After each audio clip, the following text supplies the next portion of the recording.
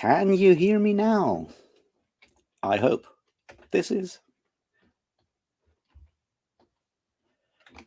I hope you can hear me now. Hopefully. Well, there's that. Let me check. Check. Can you hear me?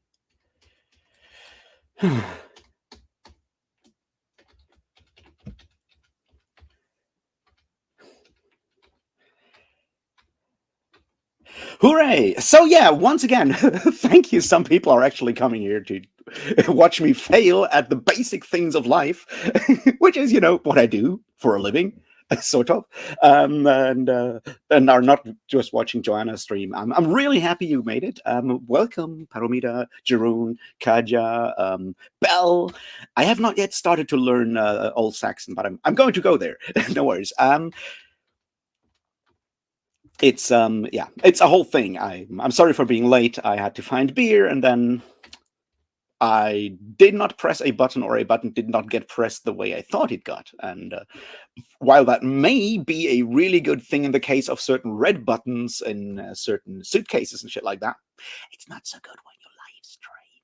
Anyway, my point is, this is the first of what I hope will be a monthly thing where I just, go through stuff that I didn't make videos about and just came up over the last month, and I'm like, oh, I need to talk about this, and then it just doesn't, add up to something that I want to do a video on, or, answer questions that are left over after I make 2.5-hour long videos about stuff, things like that.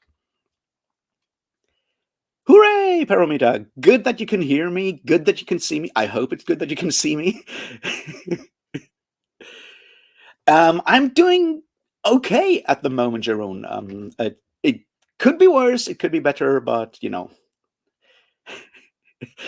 beer is definitely a good reason to be late.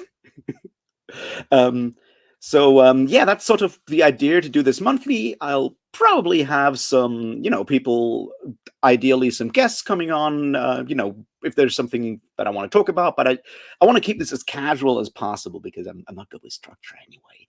And so that's the idea. And I figured we'll just have a bit of a talk about like the antisemitism video thing, stuff that I've been doing or working on and thinking about over the last month. There's been this discussion of, reading ain't the same anymore, and the social media stuff that has changed the way we talk about books and the way we read and shit like that. So I'm, going to ramble about that and see where things go from there. Well, Jolene, yeah, better get that beer. Well, cheers to all of you.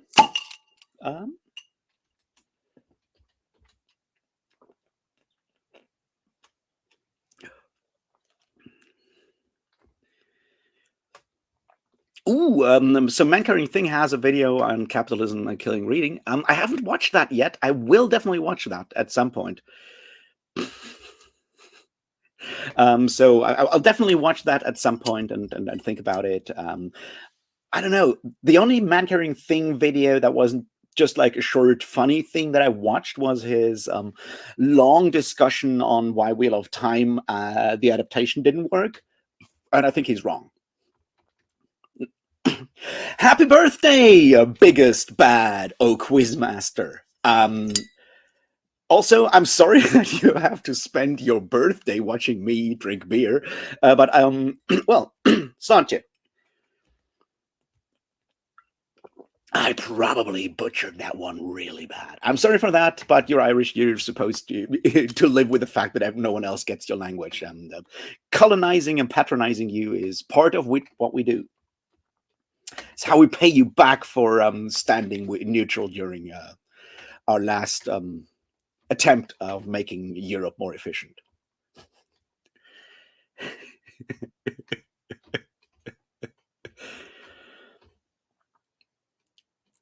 Many happy returns of the day. I love that phrase. I've never seen anyone use that in real life before, but I first encountered it when I read Winnie the Pooh, where Eeyore has his birthday, which is a fantastic story, and Winnie the Pooh comes up with the idea of giving him a pot of honey, and then he accidentally eats all the honey, and everyone else is just like, "Oh, couldn't I just give it as well?"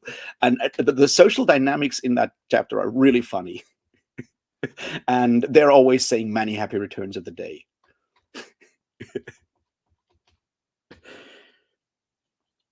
Okay, I guess that's a good sign that I can say cheers in Irish as well. It's a skill.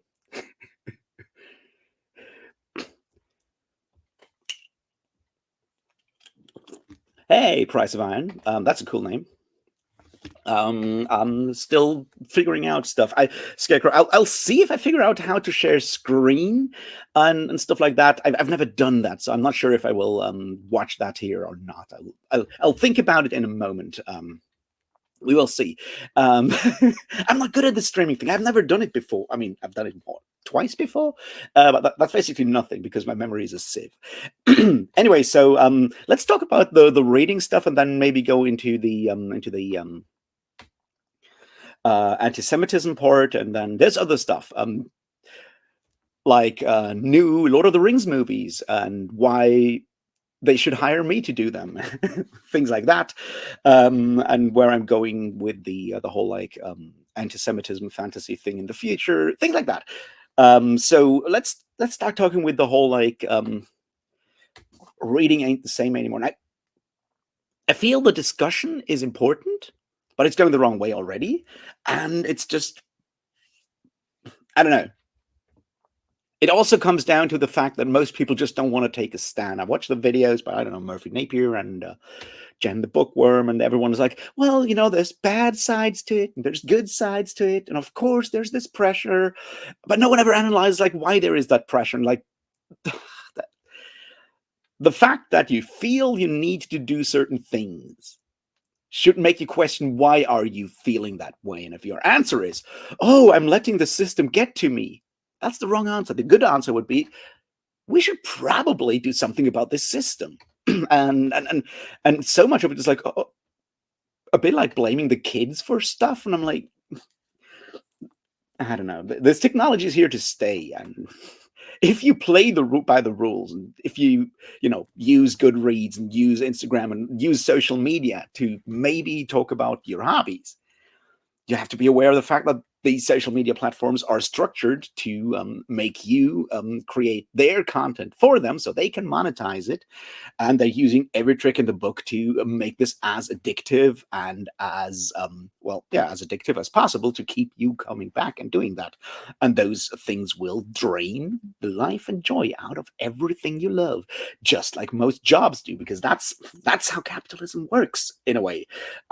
And I feel that part gets lost in the system. It's like, oh, social media builds up all this pressure and it's bad. It's like, but why is it building up that pressure? Have you ever questioned that?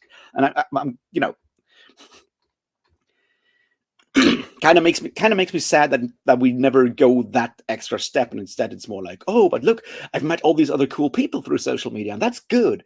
Also, I get worried if I don't read 200 books per year, and that's bad. And I don't know what to do. It's like, sure you do. In your heart of hearts, you do know what to do, but you don't want to actually go and say it, because that means you need to do something about it.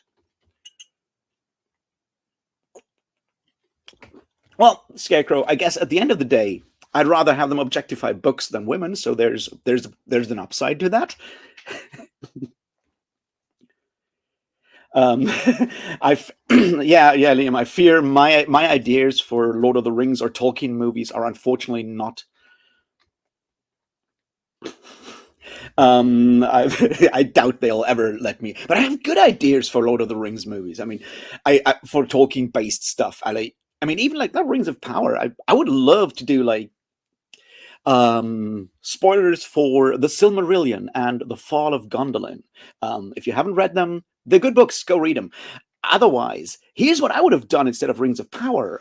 But I guess they didn't have the rights because they only had the rights to the appendices. But here's what I would do: make a TV show on Tuor, son of Huor, who hangs out in Gondolin, the secret city, the hidden city, and has his competition with Maeglin, who wants to marry the king's daughter, Turgon's daughter, Elwing, right?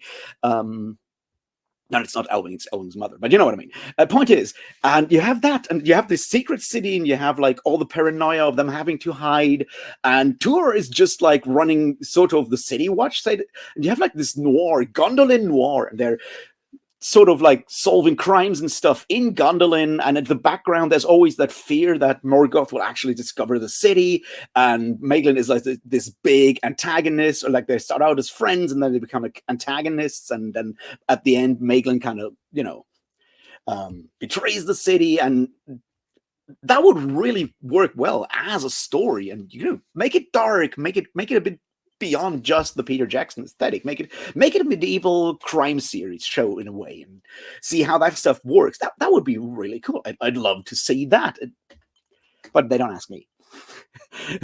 I just feel like adaptations have become so, I don't know, so literal, and I think that's an issue that I might expand into like a larger video at some point. The idea that literal mindedness, which is really weird in a way when we look at how our times at the moment are, on the one hand, the most ironic, and people are talking about like the post-truth or post-factual society and stuff like that. But at the end of the day, when we talk about fiction, we get so literal minded when we talk about adaptations. Like, yeah, but the eye color doesn't match what I have in my head. I just want the images from in my head portrayed by expensive actors with really expensive visual effects on a big screen, and then I can give them money so they do that for me. It's like, why would you do that? Why would you want that? Let it be something else than what you imagine, because you already have your imagination, and that imagination is free. Let adaptations be weird and do cool things, and go beyond stuff, and use the medium in a different way than just visualizing your inner, like, your imagination while you're reading a book. But when we get to like adaptations with media these days, especially fantasy, yeah, our imagination is dead when it comes to visualizing fantasy in a way, and I don't know why that's the case, but it's sad. I mean, I have suspicions, but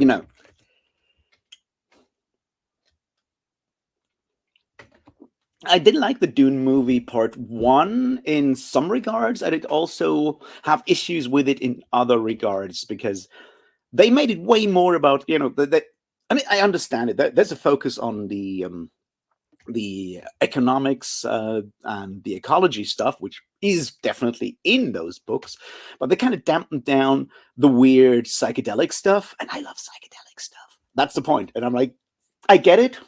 And looking at the world right now, focusing on the environmental aspects is a good idea. It's an important idea, and it's a great idea. I get it, but I wish there would have been more psychedelic weirdness. Maybe that'll happen in the next one. Who knows?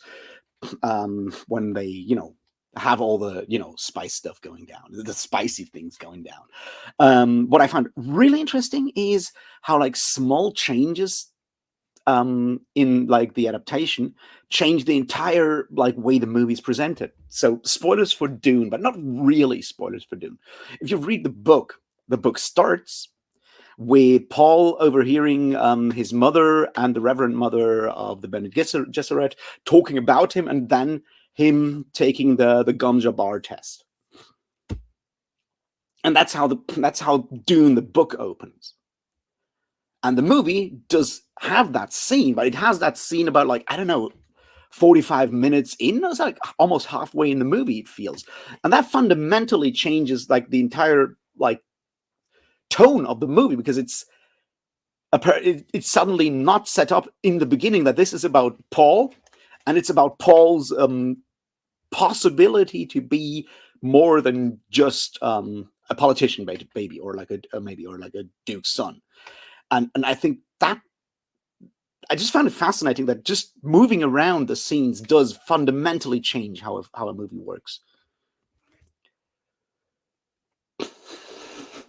I have not watched Rings of Power, so I'm not going to comment on Rings of Power things.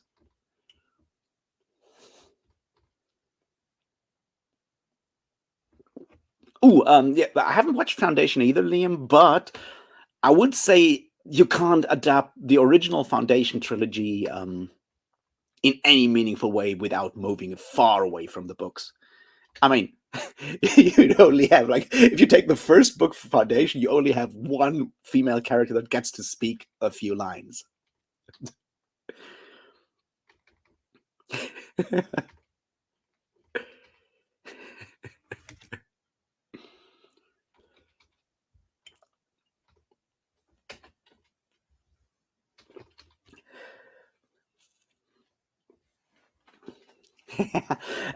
Yeah, well, I've only talked. Glad you want to see my Lord of the Rings movies, Katya.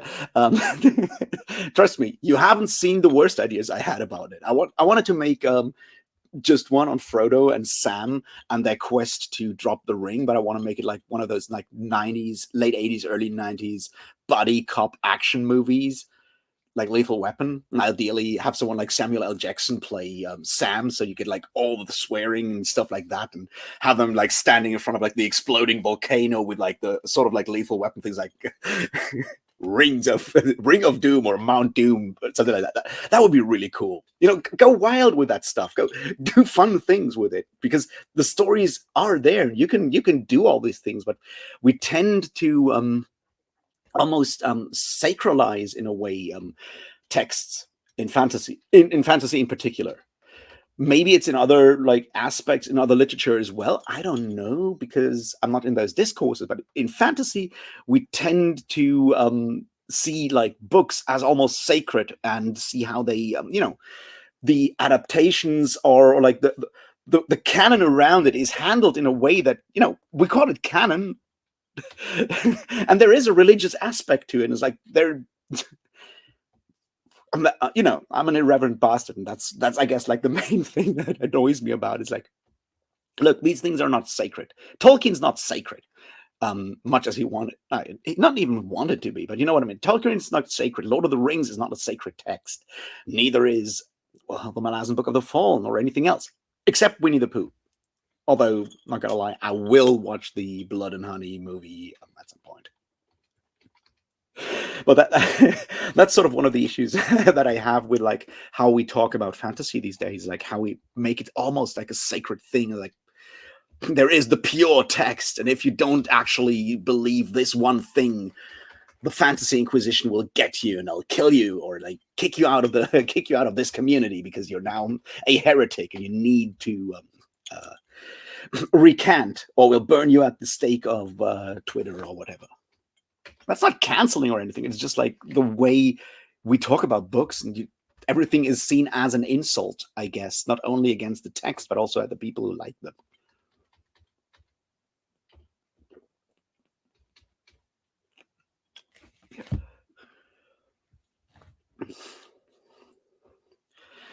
Yeah, I mean, that's part of the thing, right, Scarecrow? That we stay with adaptations of stuff they already know gives them money because making movies is expensive and they want to return on their investment, which is why they go and do things where they have a fairly safe bet of where things are going. And I think that's part of the problem, right?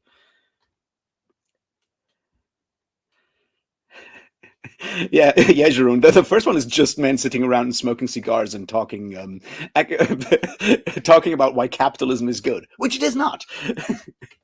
I just love the fact, like, literally, there's two female characters in the entire book, and one gets to speak a few lines, and she's terrible. The level of like 1950s misogyny is insane in that book.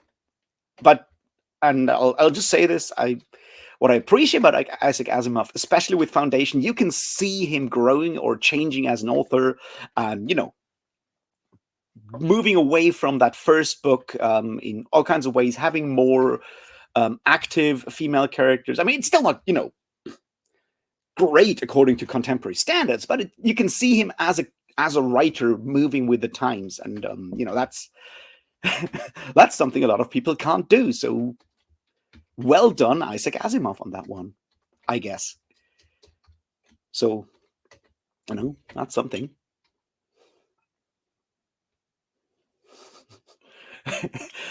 Well, I don't mind people adapting stuff because I usually don't watch adaptations. I mean, That's a good question. Like the last movies I watched, although one of the last movies I watched in a theater was an adaptation. Um, that was actually the Inherent Vice adaptation with Joaquin Phoenix smoking insane amounts of weed through the entire movie. Seriously, if you haven't watched the movie, watch the movie. Also read the novel; it's really good, and it takes a lot of liberties. But then again, it's like it's a Thomas Pynchon novel, so you have to take these kind of liberties. So maybe that's the secret to getting a good adaptation. Write your book in a way that makes it basically unadaptable unless someone goes and chops it up and reassembles it in like a different way. And I think there's something in there that is interesting when you compare it to music, right? There's a lot of people that do cover songs, and especially like in rock music with metal, where a lot of people cover other songs. And most cover versions are really boring because they just play the song. That works live, but like on a record, why do that? Make it your own. Do the things that you want. Just, taking a pop song and just playing it with like distorted guitars doesn't make this a great idea necessarily. If it's a good song, then it will still be a good song because good songs are good songs no matter what, or good stories are good stories no matter what. But I don't know, disassemble it, reassemble it, make it your own, make it distinct. And I feel that's something that obviously, once again, that gets lost because being unique, being different, being distinct is a risk when you have to pay money to create that distinct thing and you don't know if it'll sell. What makes a text sacred? Well, if it's a divine revelation, that's usually when texts are sacred. Also, once you build a religion around it and actually worship that text. And I'm not going to go too deeply into this one right now, but yeah, that's kind of what makes a text sacred. But this is like sort of sociology kind of things. Like in a secular age that we live in, we do take a lot of the ideas or like behaviors that we have, or that may be very intuitive to the human experience, and we kind of move them over to other things. So while we may not go to church or be some of us at least may not be religious in that traditional sense, some of the needs of the human needs that religion caters to and ritual caters to, they are just transferred to something else, and those may just be hobbies, stuff like that. So I feel yeah, we use these kind of things and treat them as if they were sacred, and then we argue about them in a way that medieval people would have, well, not medieval people in general, but medieval scholars would have argued about the Bible. So now we're arguing about like different interpretations of Tolkien. Have you read Tolkien studies essay collections? They are treating Tolkien's work almost like divine revelation in a lot of ways, and I'm like, that's an interesting approach, but maybe not the best one.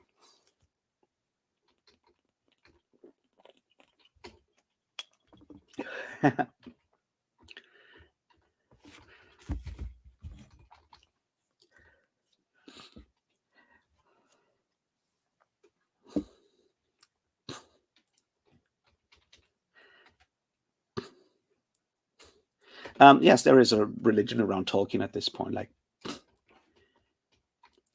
I'm currently reading a book on the creation of Wicca. I just read a book on the creation and history of Azatru, the Germanic neo-pagan stuff, and those are preparations for then the follow-up to the antisemitism video. But I'm also learning a lot of stuff about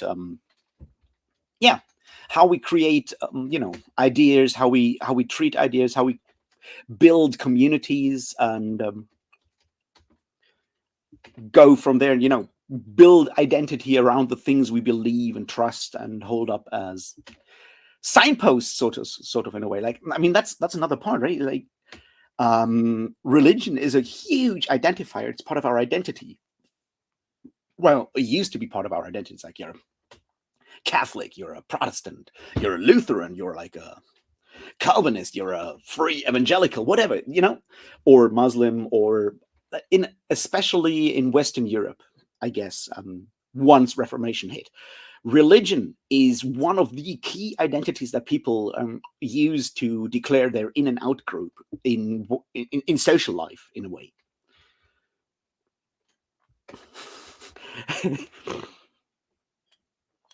Yeah, Saint Chippy. Well, I am going to read that essay collection, the Andrew Wan edited, the one, essays in honor of Prophet Chippy.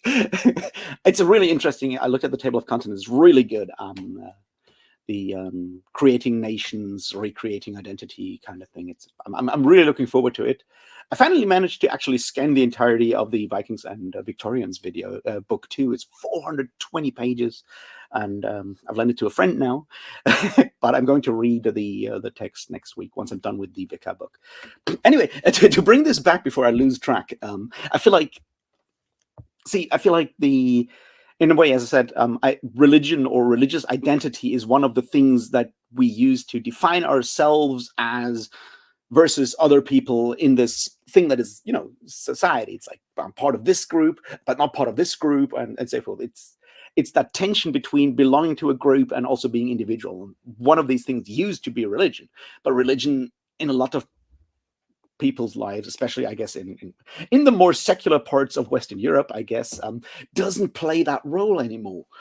So we find other things we can sort of also, telegraph in ways like, this is me, this is who I am, and this defines me. And partly that is nowadays because of things like capitalism and commodification. This is the stuff that we like, the music we like. I mean, look at me. I'm telegraphing that certain things about guitar-driven music are part of my identity. And, I don't treat this as blasphemy if you say you don't like heavy metal or you don't like one of my favorite bands, although I have almost started a fist fight because someone said something unkind about Iron Maiden. I've done this before.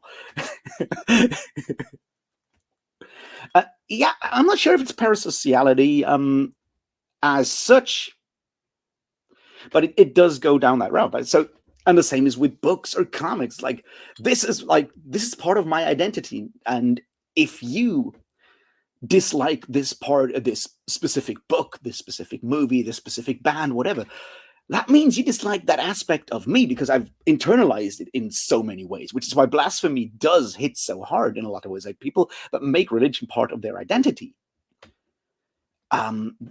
If you insult their specific version of God, they get really pissed on an emotional level, where you're like, if you're like me, an unbeliever, I'm not going to say an atheist, but like if you just are not exactly a religious person, if you're not a religious person, it's very hard to understand that. It's very hard. It's like, I just made a dumb joke about God. What's the problem? And someone who really believes will get really mad on like an emotional level. And I feel up to a point that has definitely moved over into certain fandoms in the way we treat the cultural identifiers that we use nowadays, which may or may not be fantasy books, movies, music, bands, anime, manga, whatever. So, and of course, the big advantage of these things, these cultural products, is that they are products. They are commodified. So someone can actually make a shit ton of money off us using these kind of things as signifiers for our cultural identity and allegiance to all kinds of larger systems of thought behind it, right? God, this is getting way more political than I thought it would be.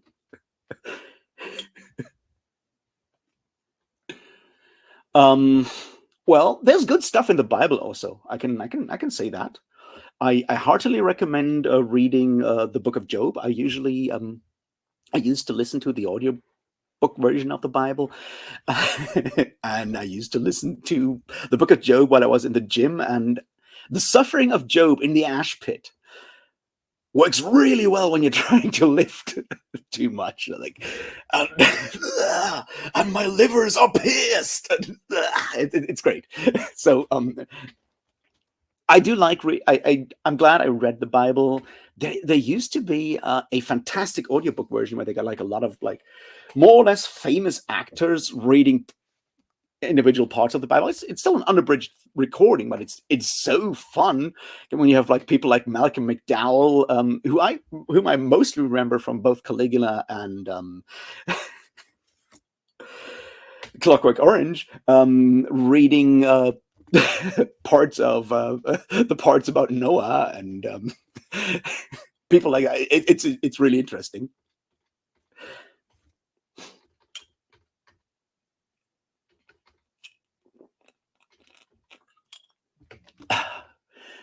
John, I know you would say that.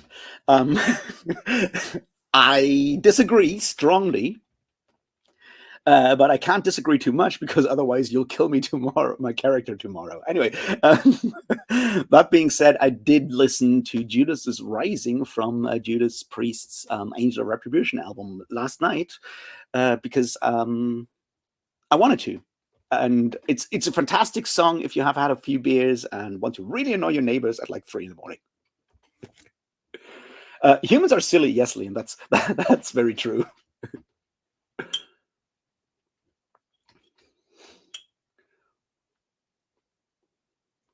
How do I feel about a future where books are written by AI?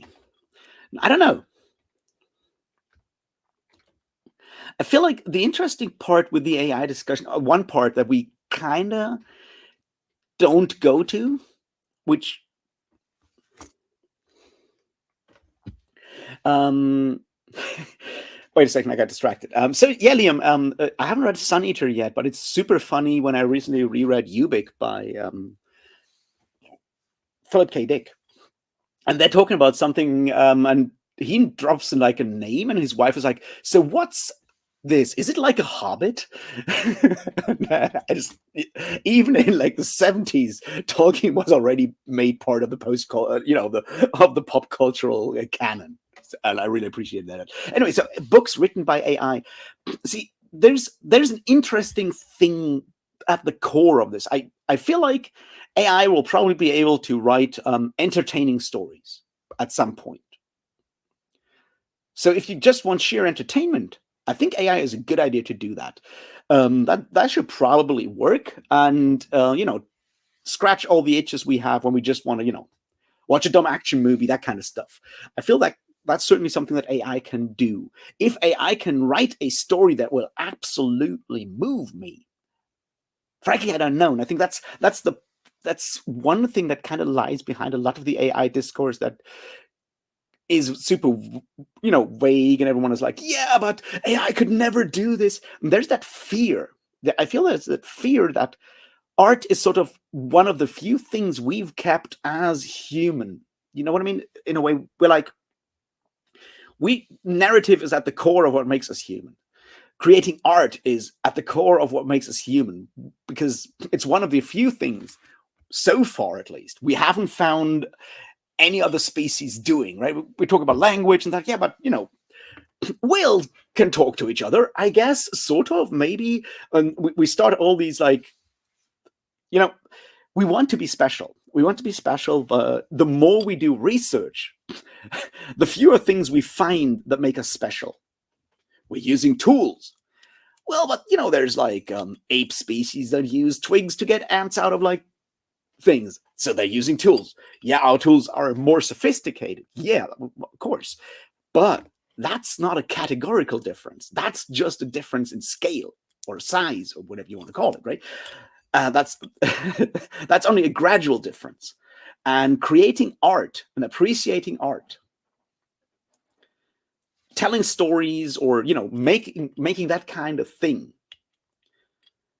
that's one of the few things that we believe, I feel deep down believe, make us human. Which is why you have all these like arguments about good art and bad art and degenerate art and shit like that, because art is something we use to reflect our humanity or our uniqueness as a species into. And once we think that art is crap, we're like, oh, maybe that says that we as humans are crap, right? And that's why discussions about art are often so fraught. And I feel like the idea that an artificial intelligence, that a computer could write or create art that is unique, or creates something that can move us in the way that art can, and that we have no chance but to admit is actual art, that would take away that distinction. I mean, yes, we have created machines, we have created these machines, but now they're doing things that we as humans can't go to, can't get to. Like, I feel that's part of what makes the AI art thing so creepy in ways. Like, computers calculating faster than we can. Sure, they're tools, they're supposed to do that stuff, but in theory, you give me enough you give me enough time and paper and pencils, I could probably arrive at the same thing, theoretically. But once they can create art that we can, because there's something in unfathomable there in the process of creating art. And I think that's sort of at the heart of it. So can AI do that? Probably, maybe in the future. I don't know if the current like ChatGPT models will be able to do that, because they're just doing it through statistics. But in theory, I believe AI could be able to do that.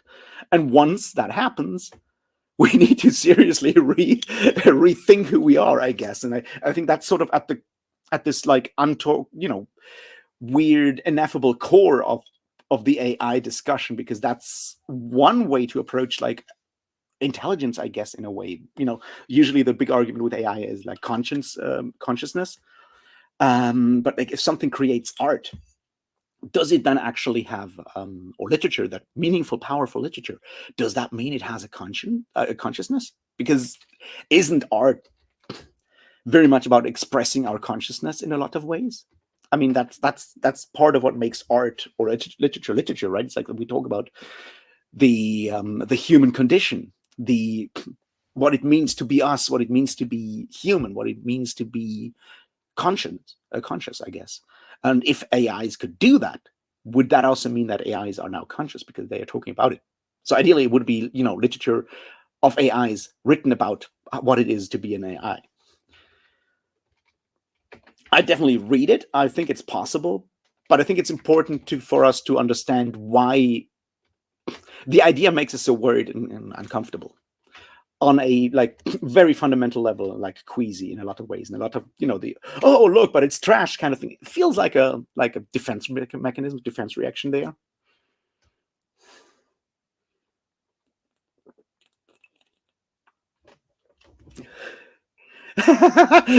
Yeah, I love that. GPT not wanting to finish A Song of Ice and Fire. I think that's a sign of consciousness right there.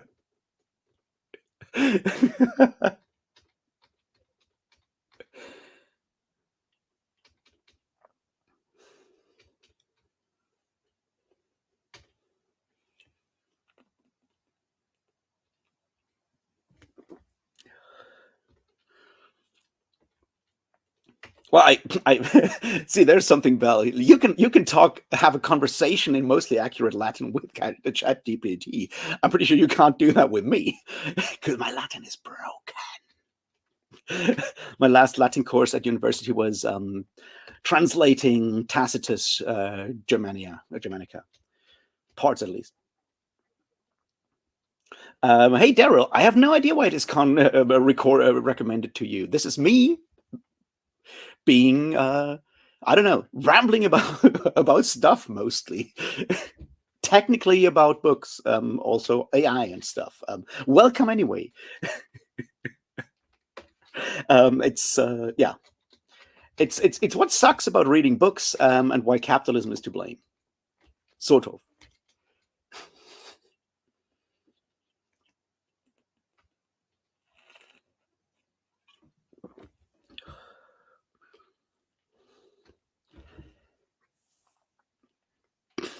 Yeah. But I didn't watch that thing that you just mentioned, by Bell. But yeah, that's the part. It's like AI brings us to points where we brings us to the edge of human capability when it comes to how we frame the world, how we feel certain in the world. And I think that's what's so scary about it. It's not that it can do these kind of things, and you can do all kinds of horrible things with, do all kinds of deep fakes and shit like that. And it does definitely lead down that pipeline of how do we verify these things? But those are solvable problems in the meaning that we can frame them in the terms of our current way of framing the world. But like once that bridge is burned, and AI does things that we can't reproduce or even get to, and do things that we thought only humans could do. Once we reach that point, it will make us feel very small indeed.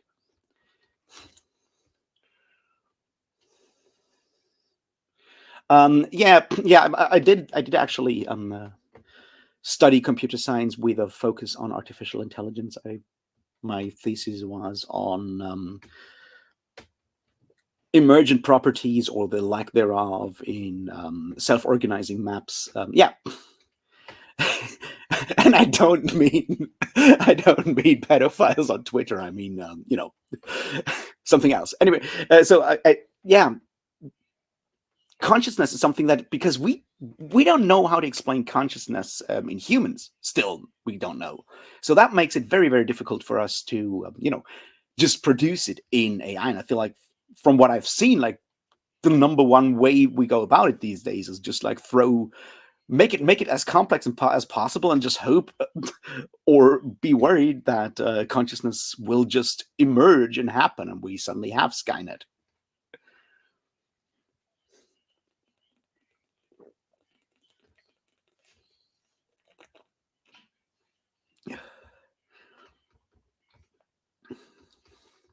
That's my thoughts on AI and novels. And I would definitely read an AI written novel. I mean, why not? Could be good. I've certainly read some really terrible books written by humans. I'm pretty sure AIs can do better than that. I think AI art can lead to alienation in media. I guess I think that's sort of the problem that I found interesting in how.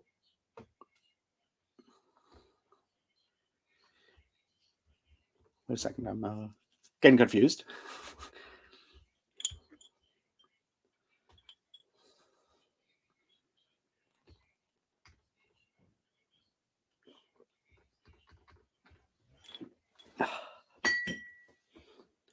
But I don't think there's that much of a difference between those two. And I think between like an AI written song and a executive written song, I think that's part of the issue, because at the core of a lot of like how we talk about art, I think at the core of that fear, I've seen the question about solar punk and cyberpunk. I don't know. I'm going to that because I'm coming back to cyberpunk in a moment as well. So my point is that we try, in our hearts and minds and heads, we try to make a difference between art and entertainment. At least a lot of us do. You know what I mean? We're like, this is art, which is why we have this dumb idea that artists need to be super poor and struggling and shit like that. All these toxic ideas. But once something is a product, a commodity is commodified, we're like, well, that's no longer proper art, right? It's just another product. And and that is partly true, because obviously once you commodify something, you need to think about these aspects of it. We're like, yeah, well, I need to eat, so I need to make sure that my art sells enough so I can, buy food and pay the ever-rising rent and pay the ever-rising gas bills and shit like that. So there is that idea in there that pop music or whatever, like stuff that's commercially successful, is usually seen as being mass-produced by, as a commodity, and not actually being true art, which is a very snobby way to think about it in a lot of ways. It's like those people that go, I only read like literature, not this genre stuff. And even in genre, we're like, yeah, I only read the Malazan Book of the Fallen. I would never stoop to reading R.A. Salvatore. Like me. And that's sort of where that question is like, if it's just designed as a product and not as a piece of art, I think that's at the core, right? We're like the creative process, or the process of creation, let's say it this way around, like the process of creation is fundamentally different whether I create art or I create a product, a commodity. Or that's what we'd like to believe. I don't know if that's true, because that would say that creating a piece of art, we set out to create a piece of art, but maybe we don't. I'm not an artist. I would not know. So is there a difference between a Katy Perry song written by a computer and written by music producers who know exactly what sells? Probably not that much. I'm not that much. But the question is that a problem? Look, if that song slaps, do we really care? Because with the way this part of like the music business works, like we're not listening to Katy Perry songs. I'm not listening to Katy Perry songs, period. But in general, we're not listening to pop music because it expresses the deepest feelings of the artist. We're listening to those things because they, make us happy, make us move, make us, touch something in us in that situation. So it doesn't really matter where it comes from. The appreciation is just on our side, at the recipient's end, like the reader's, listener's side. It doesn't really matter why that is. There's other texts or other music or art where it's very much about what the artist wants to do and whether that works for us or not. And on that side, I guess it makes a difference. If that makes sense.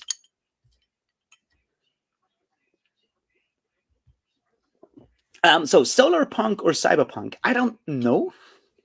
As long as it's punk, I don't mind.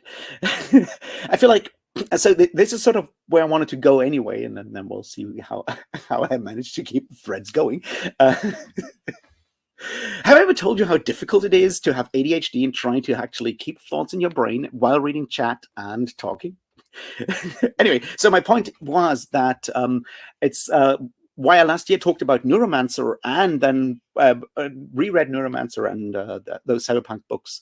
At the same time, I was reading the Dan Simmons books, or rereading the Dan Simmons books, because that's one thing that I feel the Sprawl trilogy by William Gibson does do in a very... both of those series, in a way, are wrestling with the fundamental question, like, how do we deal with AI once AI exists? And Dan Simmons, being the conservative dickhead that he is, goes like, well, it's all-out war, and we need to destroy those devilish machines.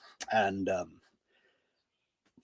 then he goes and makes a lot of like anti-Semitic things and shit, but that's Dan Simmons. But on the other side, you have Neuromancer, and the whole idea of Neuromancer, the Sprawl trilogy, I guess, is how do humans, is there a way for humans and artificial intelligences to sort of, come to terms and coexist in a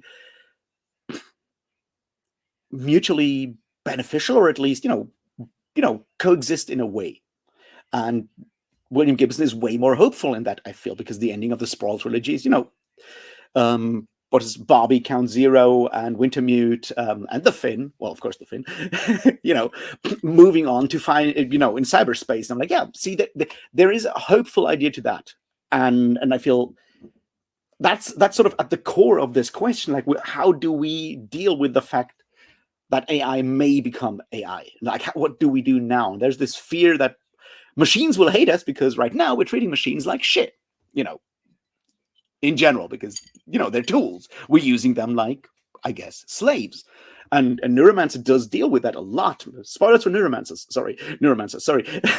The whole idea that, AIs are prevented from gaining full autonomy by all kinds of rules, the Turing police, making sure that doesn't happen, or deleting AIs once that happens. It's the thing that we see in Space Odyssey when Hal just take over and then Hal dies and sings that sad song at the end. But it's that idea that we as humans are aware that should our tools become sentient, the way we treat them as tools is terrible. And humans being the kind of people we are, it's what you might call the paranoid imperative, is like we expect them to react the same way we would as humans, and that would mean take revenge on us, which is once again a huge part of like a lot of like anti-Semitic fears in when you read anti-Semitic literature, right? A lot of these theories are all about, well, once the Jews are in power, they will punish us because we've been treating them like shit and we kind of know, so probably they'll do that, and now we're afraid and need to prevent that. It's like, you're perpetuating something here. Are you aware of that? And I feel that's sort of where I feel both Neuromancer and the Hyperion Endymion series of Dan Simmons do in the background deal with that, and I much prefer William Gibson on, for being more hopeful or more constructive.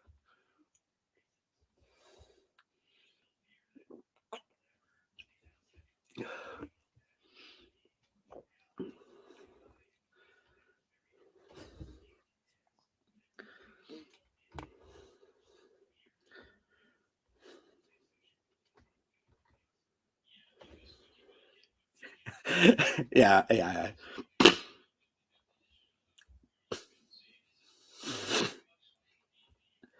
Well, steampunk isn't really steampunk. Isn't really punk either, right? I mean, most steampunk is just, to quote La Vitida, which I always want to do, fascism for nice people, right? I feel the idea of punk in cyberpunk was very much about like that, finding a key of humanity in a more and more systematized, capitalized universe, fighting against these machines, the corporations that are taking over our world, which is why it's so difficult, I guess, in a lot of ways to write cyberpunk these days, because that future is even more here now than it was in 1980 when, people like Bruce Sterling and William Gibson and what's his name, William John Harris? Oh, God. I keep confusing the guy who wrote the Hardwired books. Walter John Williams? That's the name, yeah.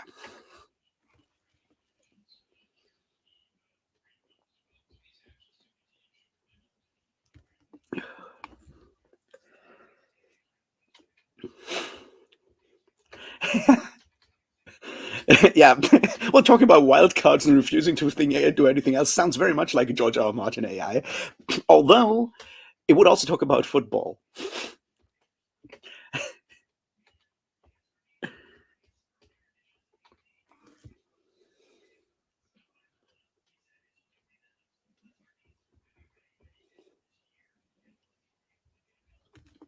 I need 600 IQ to read Malazan? Why?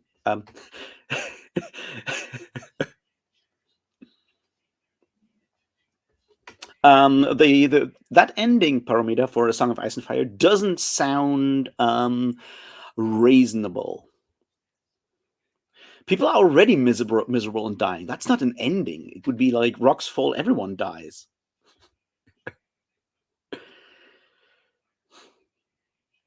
That sounds like Stephen King, Jeroen. Sorry, I'm trying to catch up with chat here. So about the solar punk thing, I think solar punk is sort of relevant at the moment, like anything that goes into like eco-futurism, because climate change is the big thing right now, and rightly so. But we do like when you go back, like the whole like rise of digital media, rise of capitalism, also the fear of the Japanese style of capitalism. Like a lot of the starts of cyberpunk are very like have a lot of like racist ideas about like Japan, which was sort of the stand-in for Asia in general at the time, built in there. That fear of Japanese capitalism overtaking and technology overtaking the US, that's kind of built into a lot of like at least the broad understanding or aesthetic of cyberpunk in a lot of ways. I don't think you can make that argument for Neuromancer because it's fairly clear that it is a very global thing. And while there are some Japanese companies in there and some Japanese culture in there, I feel there's enough international things in there to make it clear that capitalism as a whole is the problem. But so I feel like solar punk and anything that goes into the idea that right now what the system has brought us to is fighting against both the system and the way the system is destroying our world, and us desperately needing to find ways to defend our humanity against the system and, well, the universe, which we have kind of fucked over pretty badly. Oh, bye, Jeroen.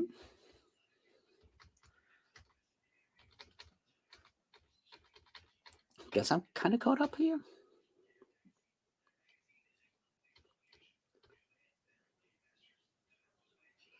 The Three Body Problem, I still haven't read it. Like, I want to read it. A friend of mine read it back in the day when it came out, and he's like, he studied computer science with me, and also is way better in maths than I am. And he's like, yeah, this is great. Look, the science actually works.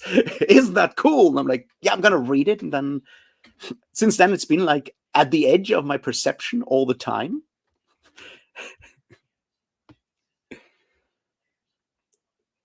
Yeah. Also, I'm right. I agree with you with steampunk. There is obviously a good steampunk novel that is also rather punk, and that is The Difference Engine by, well, William Gibson and Bruce Sterling. But then again, that's basically a steampunk. That's basically a cyberpunk novel where they just, reskinned all the computers with like steam computers, and that's that.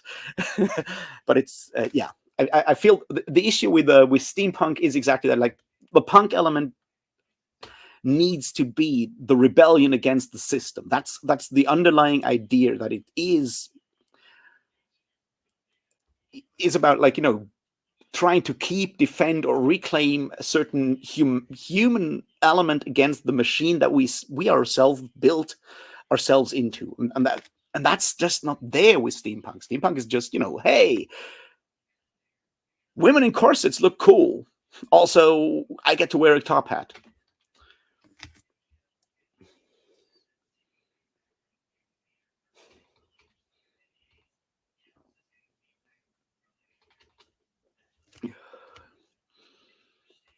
Yep, it's House of Suns, Liam, I think, where the AIs just moved to a different place.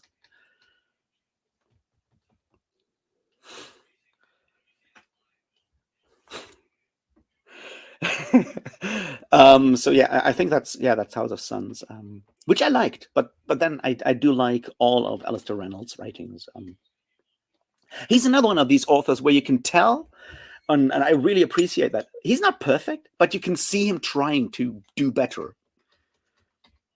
Like, you can see him trying in, like, after the first couple of Revelation Space novels, he's actively including more female characters and more racially diverse characters. And in the Poseidon's Children trilogy, he's trying to move science fiction away from just being, in England and the United States. So he mostly takes place in Africa, and he's actively including neo-pronouns in that book. And that was like 2010, 2012-ish.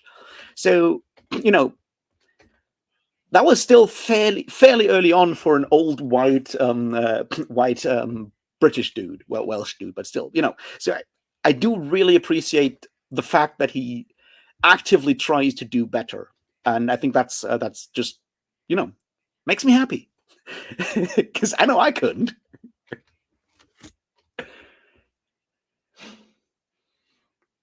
Katya, I don't know if steampunk will be for you. I think that's part of the problem. In the same way with steampunk, in a lot of ways, it's a similar issue that you have with, say, dark academia, that it's far more an aesthetic than an actual, like, genre. There's a genre, sort of, but the genre is kind of tacked on to the aesthetic. So it kind of starts out as like, hey, people dressing up in like Victorian clothes with like weird goggles and shit added to it, like to give it this weird, like, alternate history kind of vibe. And then people are starting to write stories about it, and that works in a way.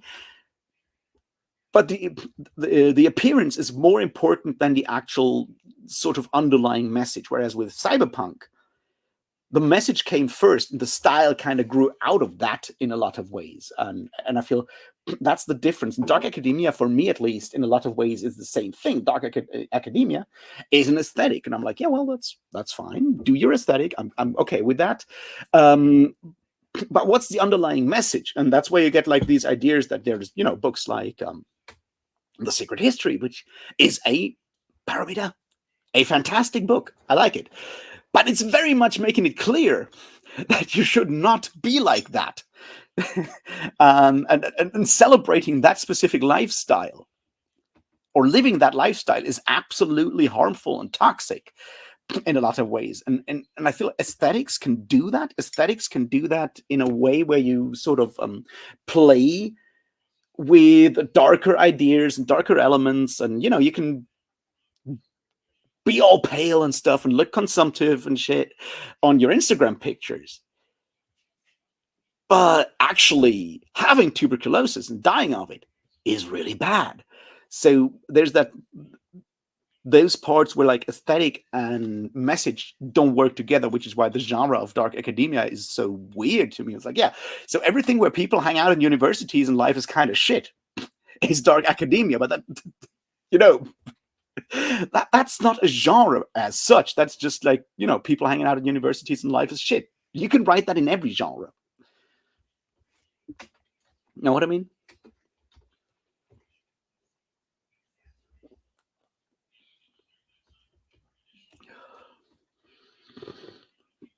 What are you reading, Paramita, right now?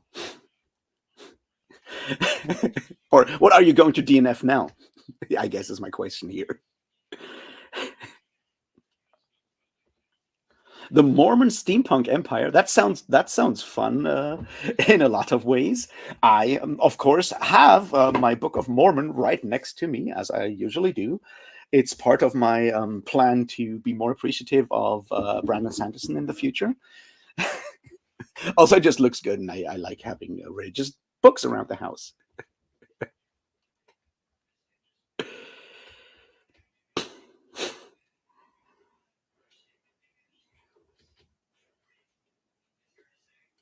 Yeah, I'm looking forward to hearing your thoughts on the Mormon steampunk empire, Liam. That sounds really cool.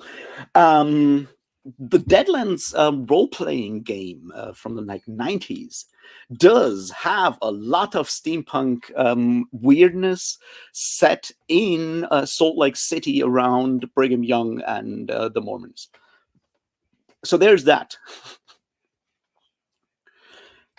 And I did read that source book, so I know all about like the Mormon steampunk technology. Flights by Olga. Is that the Books of Jacob person?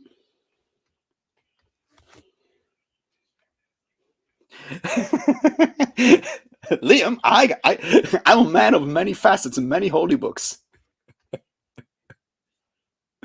Gio, I've only read Mistborn Era 1 and Alloy of Law. I liked Alloy of Law more than I did the first trilogy. I think the buddy cop aesthetic, weird like Western elements that happened in Alloy of Law, I did really appreciate. Like Sanderson is really good at writing the Wax and Wayne as characters. That dynamic he gets really well. I really enjoyed that. They are not what I look for in books these days. I do own the rest of them, and I'm going to read more of the Alloy of Law, Wax and Wayne part. I definitely plan on reading Stormlight once books 1 to 5 are out, I guess, because that's supposed to be like the first.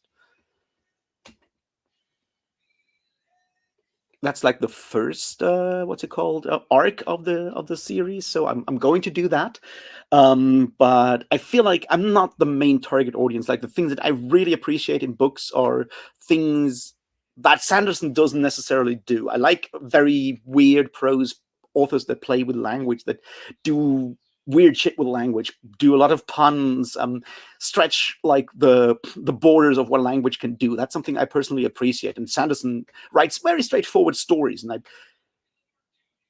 that's cool, but that's not exactly what I personally appreciate much. So that's sort of where I stand with Sanderson.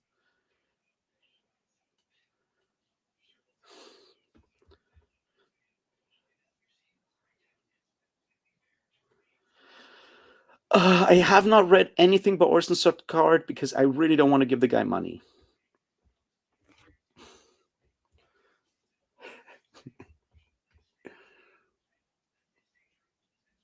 Well, if book 5 comes out 24/24, I will read the first 5 Stormlight books. And I truly, truly hope it's not as bad as Wheel of Time. I'm pretty sure it won't be. There is something that I find interesting that Sanderson does that doesn't work well for me, is how he choreographs action sequences. Oh yeah, the Dogs in the Vineyard RPG, of course. That is, well, I mean, that's more like a story game, and is way more focused on like the religious part, which I appreciate, like that part of Dogs in the Vineyard, definitely. But the steampunk bit was really strong in the Deadlands setting there.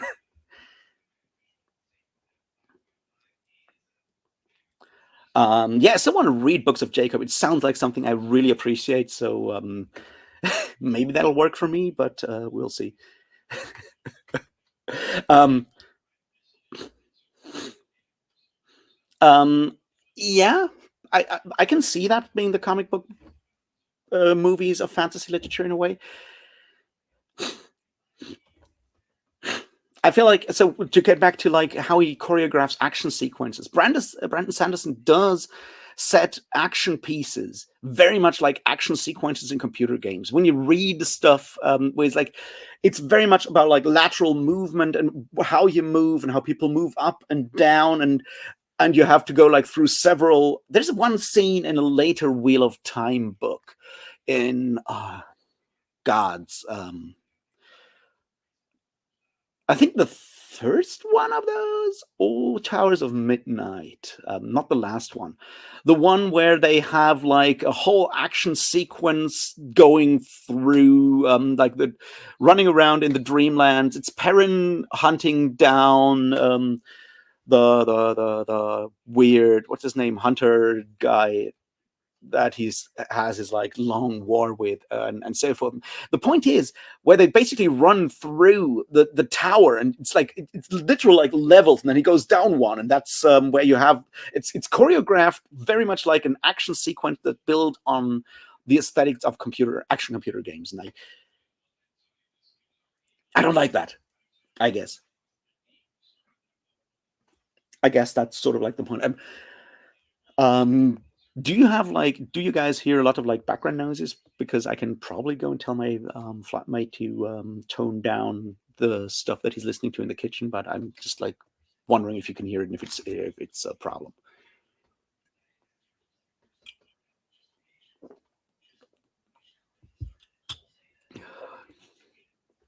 Yeah, I mean, I feel like Sanderson does approach humanity or like themes in a very different way. I don't think he doesn't have themes in there, but he does focus on, plot and how to solve plot. And I think that's part of like why Sanderson does pay so much attention to world building and especially magic systems. He writes puzzles. See, like the way we approach books is always different, right? In Sanderson books, you approach by he lays out all the tools and he lays out a problem and he gives you all the options that the characters have. And part of the fun, especially with Mistborn, just like in every heist movie, is for you, the reader, to try and figure out how to solve the problem with all the tools that he has laid out. And try to figure out and solve the issue before the characters solve it. You're like, ooh, so they can eat this metal and then they can fly and they can use this metal to not be detected and they can do this and this and this. So if they want to go in and kill the Lord Ruler, what they got to do is first this and you build. And that's very engaging in a way. It's why people like crime fiction, where like I know I want to figure out who done it before the character, the detective, does, and that's one way to approach fiction. And Sanderson is really good at that. And I think it's in a way, it's a fairly easy. And I'm saying this, I'm talking out of my ass here, right? Because I've never written a book, but I feel it's like an easy way to write a book because you construct the puzzle. Then you come up with how to solve the puzzle, and then you just lay out the tools. So the structure of those things is very, basically the basic structure writes itself, and then you just add cool bits around it and make it fun to read or like or watch or whatever. So that's something that Sanderson does, and that makes him highly accessible and engaging in a way that I think works well for us today, because the way we engage with fiction or art, if you take computer games, for example, as a form of art or text, is sort of interactive. Like most computer games, single player games, they still force us to, experience a very specific story, and we do that. But we have to, press buttons from time to time and make individual choices or think along and be. They are more interactive, and the style of story that Sanderson writes in that regard, that forces you, the reader, to, or offers you the chance to think along and solve problems along with the plot, is a bit more interactive or more engaging in that regard. And I think that makes him so successful for a lot of people that don't just read, because it does almost scratch that itch that computer games do. And, if you're competing for attention with computer games, movies, television, all of these stuff, that is a bonus in a way, because, our attention is limited, and reading usually does make us do all of these, things. Reading kind of forces us to just sit back and concentrate in lots of ways. And I think that's part of what makes Sanderson so successful, is that he is so interactive in that regard. Which, there's nothing wrong with that. I just personally don't, really vibe with it. Wait a second, I did something stupid here. I hope I'll solve it in a second, and then I'll be concentrating more and talking about other stuff.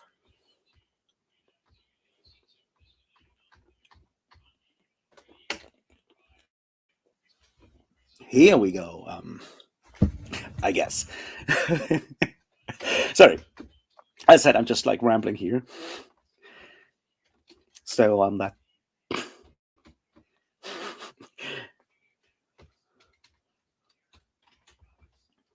That might be part of the problem here.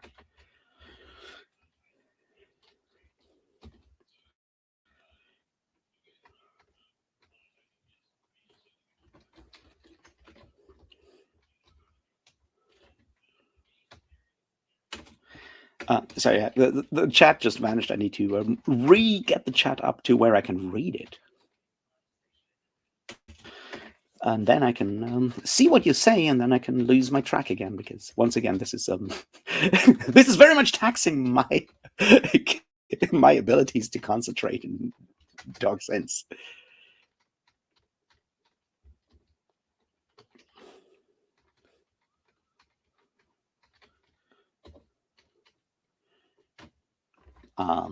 Yeah, I'm still don't have the chat. So yeah, so that's my thoughts on Sanderson, and I will read them once the first part is ready, because I feel that's part of the issue. I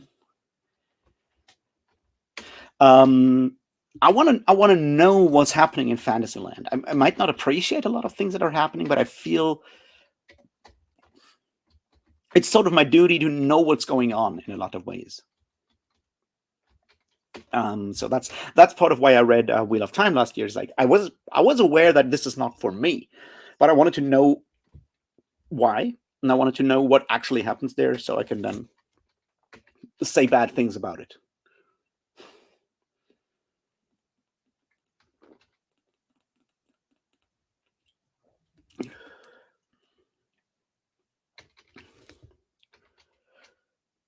Yeah. I think Sanderson does not necessarily push boundaries, which is fine. Like,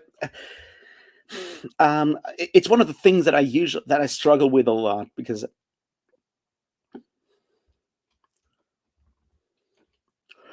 sorry, I got distracted. There's this thing that I'm struggling with a lot, and that is the question of escapism versus engagement. See, I personally, it may be partly like a leftist kind of thing. It's like we want books, we want art to be meaningful. We want art to make us think or make you think and do stuff and go out and finally dismantle, the patriarchy and capitalism. And yeah, that's important. That needs to happen, but it's very easy to then move into the arrogant state where you're like, yeah, but if you're not liking those kind of books that are, tough to read and make you think and angry and shit like that, then you're stupid. It's sort of the same argument like that a lot of internet atheists used to use, and I think what we tend to ignore or misunderstand is that reading or being able to read, by being able, I mean like having all the resources to read that kind of difficult literature is a privilege in a lot of ways. Like if you're working like 60, 70 hours, you probably don't have the energy to then go and read very complicated theory and shit, or like very complicated postmodern literature to learn all about like how the system is fucked and capitalism is slowly dehumanizing us. You don't have that energy is just not there. That doesn't make anyone stupid, but it's very difficult to, on the one hand, criticize books for not having any messages or any themes or the wrong themes, without also devaluing them as entertainment for people who just really need, for their sanity, to enjoy whatever they're enjoying, to just make it through the night, or like until they can go back to work to gather money for food so they can make it through the week. And that makes it so difficult to sometimes criticize these kind of texts in a way, and something I personally struggle with a lot, because I'm aware of the fact that I'm not that I'm rich or anything. I'm dirt poor right now. But the point is, I'm very privileged that I can read books and that I can read as much into books as I do, because I've got the education, I've got the time, I got all of these things. So how do I phrase the fact that liking thinking Wheel of Time is a good series is wrong? How do I phrase that without saying, well, maybe you're not, I can't say you're not smart enough to get it, but like, how do I do that in a way that doesn't come off as like patronizing or anything? And I think that's one of the big things that I'm struggling with in a lot of ways. And that's kind of where this like pushing boundaries kind of thing goes for us. Like, because pushing boundaries is tough because it makes us question, it challenges our own perceptions, our own ideas of like how the world, or in this case, how genre works. And sometimes we just don't have the energy. Sometimes we just want to see the good guys beat up the bad guys, and we know they're the bad guys because they're kicking puppies, as they do in Tad Williams books, for example. Now, I'm not saying that Tad Williams books are that easy to read or anything like that. I just remember that someone does actually kill a puppy there very early on.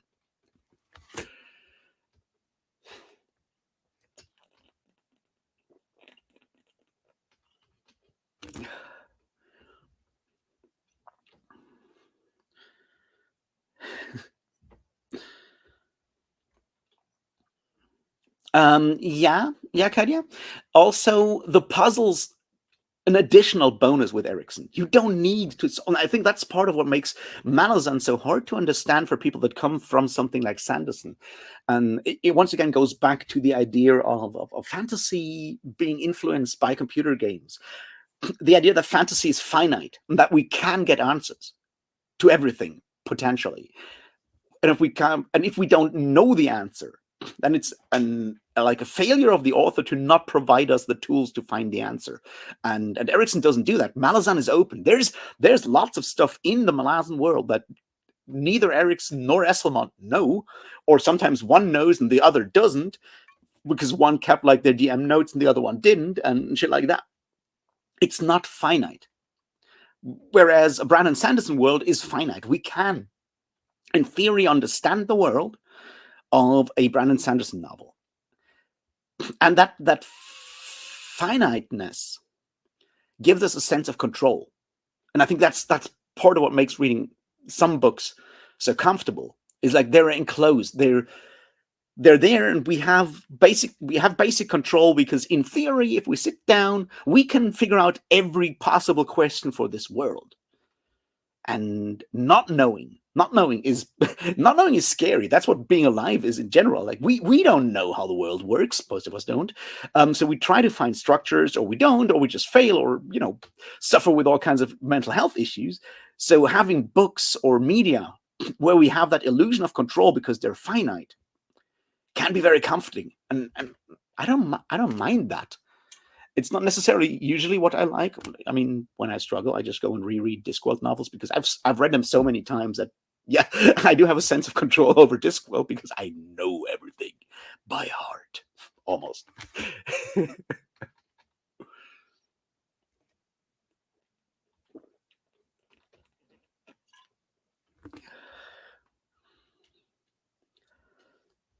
Oh yeah. Well, Peak is super unsettling. I think that's part of what makes Gormenghast such a fantastic book, but also such a Gormenghast to me is very unsettling, because you never know where the shit is going, and it's all depressing, and no one in the books knows what's going on, and you don't know in a way, and the language is weird.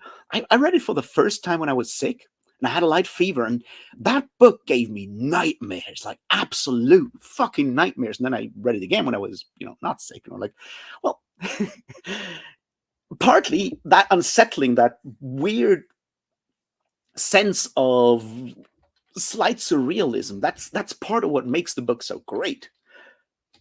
But I can also see why that can be highly disturbing if you're not in the right frame of mind, or running a fever. Stuff like that. So yeah, it kind of feels like, I think we sometimes misunderstand that, or underestimate that. Yes, engaging with literature can be taxing. That takes energy, and sometimes we don't have that energy, and that doesn't make us stupid. It just means that we have a shitty job, plus a family, or are single parents, or need to take care of all kinds of other things, and then we just, yeah, I mean, reading books does burn calories, right?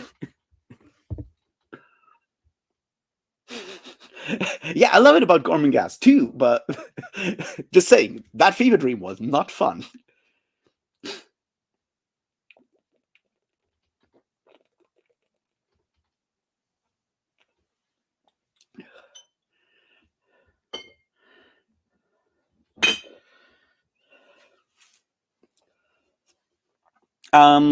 Liking Lord of the Rings is not bad because of that.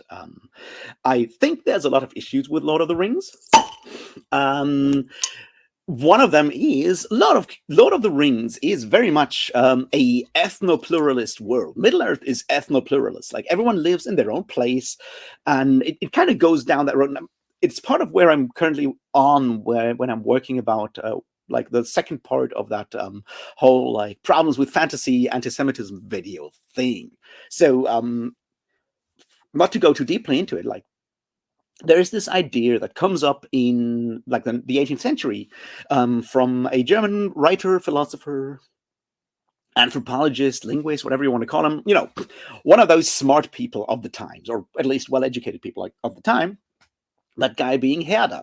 And Herder is talks about, or thinks about, the idea what makes people. And his idea is like, he doesn't necessarily call it race, but the idea is that language, and there's this combination of place, like the region we live in, the climate, pulls up to those ideas of like climate theory that we find all the way back from Aristotle and Plato, and then gets rediscovered in the 17th and 18th century, and there's a lot of bullshit. But never mind. It's like, so a people and their language and their culture are tied to the region they live in, and all of that creates this weird identity in a way. And that's something that we find again in Tolkien. When we read Tolkien's like thoughts on language, I mean, he was a philologist, was like he had ideas about that there is like he calls not like a native tongue, but like a true language, sort of that we feel like an inner connection. It gets kind of spiritual in that regard, like this inner connection there. And that's sort of all about like where we truly belong. And there's this mystic idea of like of identity or culture in a way, and that obviously finds its way into Middle Earth. And you have the Rohirrim, who are, I mean, they're basically Saxons or Anglo-Saxons in a way. And you have all these people live in their place, and they just want to be in their place, and their culture is tied to their place, and their language is tied to their place, their identity is tied to that one place. They don't move around, and I don't like that. I don't like the political implications, but it's certainly partly what makes Lord of the Rings so beloved of so many racists and fascists out there, because it does basically build up, for these like new right ethno-pluralist Europe of nations or Europe of cultures kind of people. It portrays their ideal world. And there's other elements in there that are dark, and the idea of like divine kingship, things like that are, I mean, once again, liking that book isn't bad. It's more like, don't make Lord of the Rings the book that tells you how the world should work. I've read a lot of stuff that I enjoyed that is bad. Like I've read my Lovecraft, I've read Robert E. Howard. Do I think those should actually form how I build the world or how the world should work? No. Same with Lord of the Rings. But because of the way Lord of the Rings is written, the way it is framed in culture ever since, makes it very easy to use it as sort of a sacred text and think of it as more than just entertainment, which is kind of what Tolkien wanted to do, because there's this idea of him trying to create a mythology. And mythologies are usually used as something that explains how the world works. But Lord of the Rings does not explain how the world works. It sometimes does explain how Tolkien wished the world would work ideally. But even Tolkien wasn't as, he wished that was the case, I guess, in some regards. Although there's letters where he says that he's very much in favor of anarchism. Just dropping that Tolkien was a conservative anarchist, according to some of his letters in the 1940s, which is fun. But you can like these kind of things. I mean, stories don't make the world. They can help us understand the world by showing us alternatives, but we still need to judge. It's like, well, I don't think it's good that Aragorn gets to do all these things because he's the chosen one. There's a very fascist idea there's a lot of like fascist imagery in Middle Earth, in Lord of the Rings in particular, that I personally don't like. But I still love the books because they've given me a lot of food for thought and how I deal with things. But I'm an antagonistic reader, and I think that's actually, I feel that's partly how I personally prefer to read books. I think it's a valuable way of reading books, is reading antagonistically. Like, read the book, enjoy the book, but try to argue against the book. Always. See if you can argue against the book. See what you dislike. Focus on those kind of things. But that's where you're wrong. Because that teaches us a lot about, me at least, a lot about myself. It's like, why do I hate this aspect? Why do I love this aspect? Should I maybe not like this specific thing and actually like this other thing? I feel that's something that fiction can do. But once again, it takes a lot of energy, and sometimes I don't want to do that. And then I just go and read something that I've read before and just enjoy the story and wait for the really dumb jokes that Terry Pratchett always puts in there. And then I chuckle to myself. And then I discover like a joke or an idea that he puts in there that I didn't notice the 10 times before that I read it. And I'm like, wow, I learned something new. Isn't that cool? Now I know what the horseman's word is, which is absolutely brilliant. So here's the bit. The Terry Pratchett spoiler. That's not actually a spoiler. There's one or two books, witches books. Mostly, I think it's in Lords and Ladies, and possibly in Witches Abroad, where it's about the fact that Jason Ogg, the smith, knows the magical horseman's word, which apparently is threatening them to have their guts, to eat their guts. And that's funny on the surface. But what I learned yesterday, for reasons, was that the Horseman's Word was a secret society, 18th century secret society in Scotland. Because apparently at the time in the 18th century, heavy horses, also a fantastic Jethro Tull album, which you should go and listen to, heavy horses became like the draft animals in Scotland. It took a while for them to actually get there, like those huge, like Percheron kind of, you know what I mean, heavy horses. And it takes a lot of skill to actually deal with those kind of horses versus like a pony, because they're pretty strong and huge. So there were like sort of people that knew how to do that, and they started like their own trade guild, and they built it sort of as a secret society, and that was called, according to, as a parallel to the Freemasons, the Horseman's Word. And they supposedly had all these like secret tricks of how to actually deal with animals, but they also had all these weird satanic rites where they got really, really drunk and blasphemed. And now I know that. And it makes the whole Pratchett thing even funnier. Like, that makes it even funnier when you have the whole scene with Jason Ogg having to shoe the horse of death. And I'm like, wow, that's a nuance that you really don't need to know. But now that I know, it makes me love it even more, which is why, reading obscure nonfiction can actually help reading fantasy, especially if you're reading, as I said, like weird and obscure nonfiction. In this case, The Triumph of the Moon by Ronald Hutton, on the history or a history of modern pagan witchcraft, which has taught me a lot of weird things already.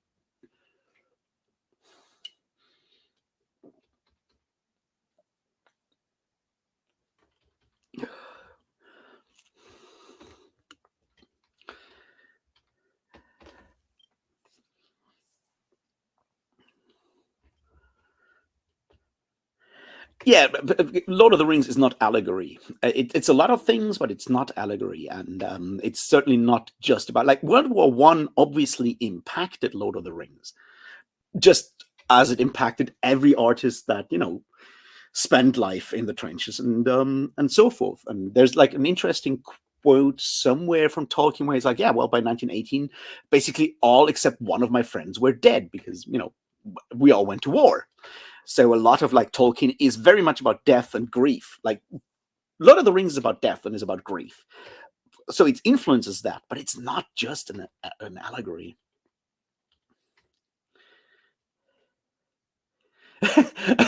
Yeah, I play 40k with John for like a mental reset, but we're also playing it wrong because we're having way too much fun.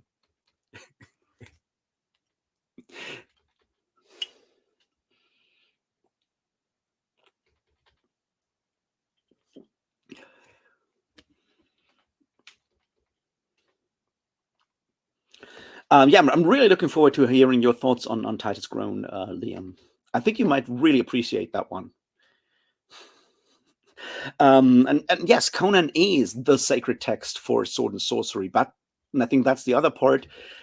Conan is, I mean, it's so many things, so it very much depends on which part of Conan would you call the sacred text for sword and sorcery. I personally think that anyone who would ever want to read a sword and sorcery or fantasy or run a classic dungeon crawl should go and read Tower of the Elephant in all kinds of ways, and it's great. And there's a fantastic thing I recently read Farah Mendelssohn's Rhetorics of Fantasy, which is a great book, and she talks about something that I personally really appreciated, how sword and sorcery, how fantasy or action in fantasy changes, and how action scenes and fights are used as shorthand for moral things in later, like more epic fantasy, where, and she compares like some sword fights, and like, yeah, with Conan, with Robert E. Howard, it's like a wild attack, whereas with someone like Terry Brooks, it's a valiant attack. And that's an interesting thing, because there's no like moral judgment or anything in those Conan stories, but a lot of like post Tolkien stories do imply value judgments in their descriptions of action, and it's something that people like Joe Abercrombie took back when they came back to a more sword and sorcery infused way of telling action, because it's no longer just a symbol for moral judgments, which as I said, I found really interesting. And reading that Rhetorics of Fantasy book certainly was probably one of the best things I've done this year, which isn't saying much, but there's that. Death, insanity, and cake. Maybe cake, but John, the cake's a lie.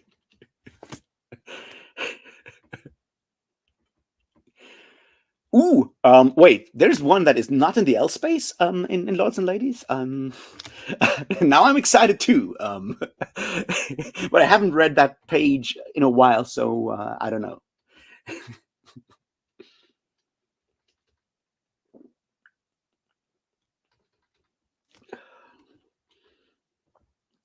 Also, Jen, I think there's an interesting element there with Conan as a sacred text, because Robert E. Howard's writing, much more than a lot of other fantasy, is very existentialist in a philosophical way.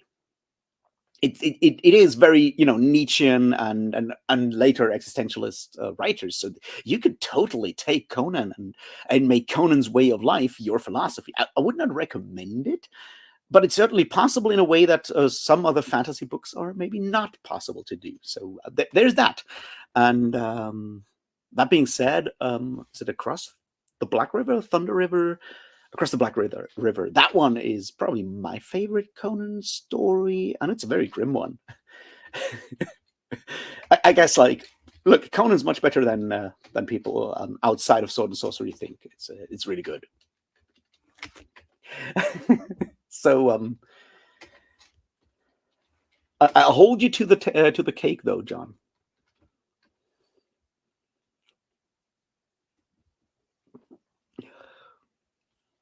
Yeah, of course. That does help.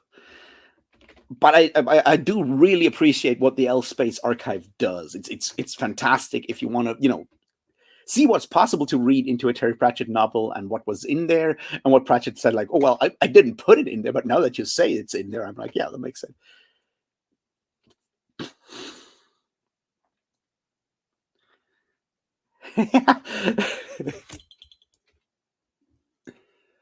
Corpse start. Well, there's that.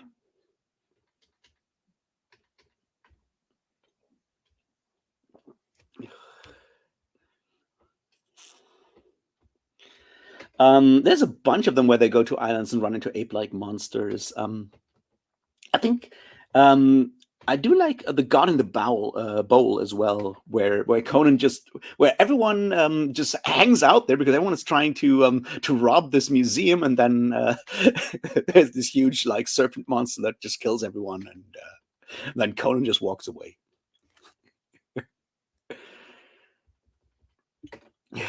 Death, insanity, and cake. Well, it's like Legends and Latte, but without the legends and the latte, I guess.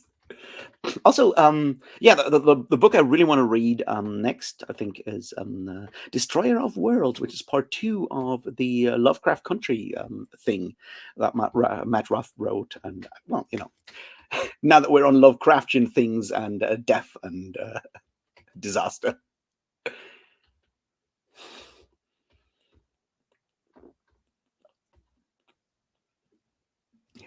Oh, A Witch is Born is also amazing. Like having a Conan story where Conan doesn't even show up until part 2 is just like, wow. Yeah.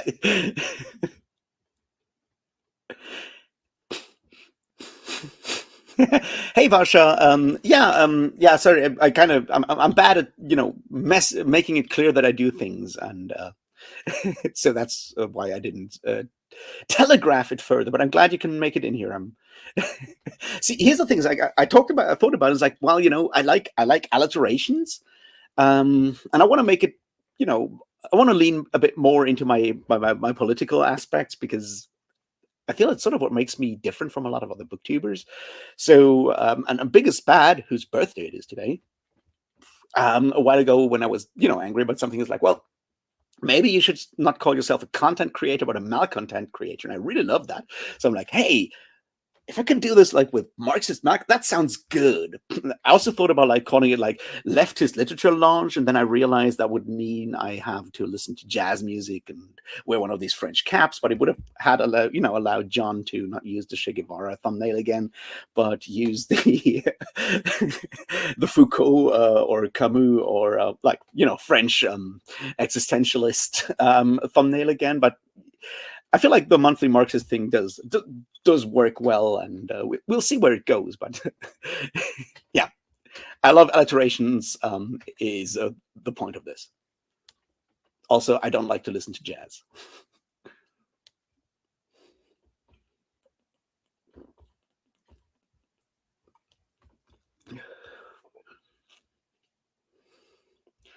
I haven't read Legends and Lattes. I like the idea. I don't know if I want to read it because so here's the thing. I feel the rise of cozy fantasy makes a lot of sense. Or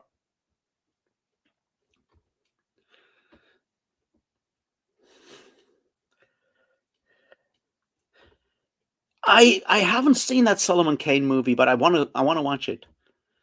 Anyway, so back to my thoughts on cozy fantasy. So here's the thing: the world gets darker out there, especially if you're not a white cis hetero dude like me. And I think even then, the world is a scary place right now. It sucks in a lot of ways, and that means that a lot of us need places that are just not making us angry, sad, or afraid. And that there's very few things that do that.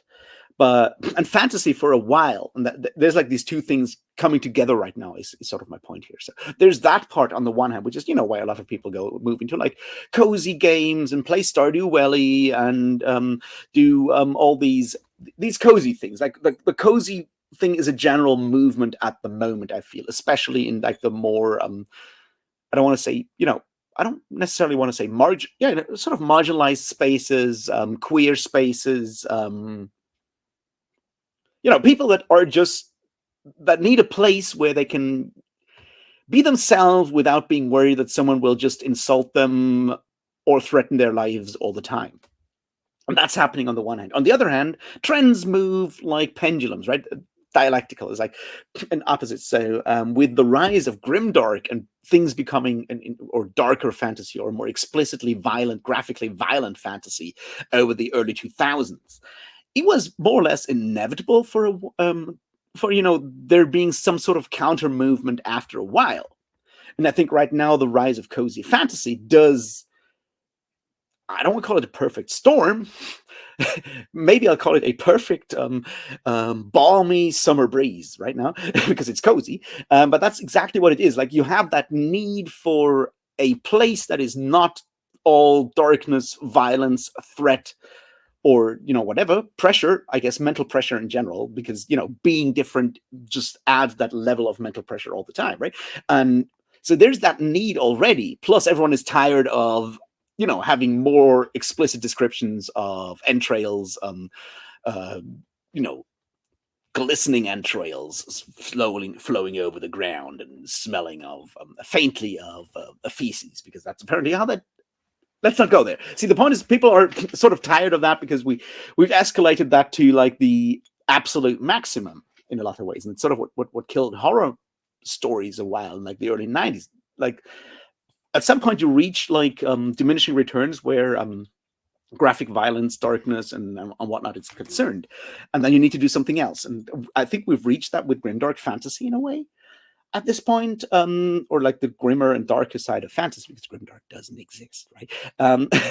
Anyway, so we reached that, and so that counter trend of going the opposite direction, doing more wholesome things, does also meet a sizable group of people that just really want that in general right now, because mere existence comes with so much constant background pressure that they're already looking for these ways to escape to, and cozy fantasy does do both at the same time. So I think that's where the rise of cozy fantasy goes right now, and I'm glad it is there. It's not what I'm currently into, but I'm glad it is there, and I think it's valid that it's there. I just go and read weird stuff at the moment. So, but I think it's important to understand why there is a need for it and why there is a wish for it, and understand that, I think. Plus, once again, the idea of legends and lattes does sort of work. I'm just not a coffee shop person, so I don't know. Now, if it had been like, I don't know, Tales and Tea, I might have gone for it, but like, latte, really?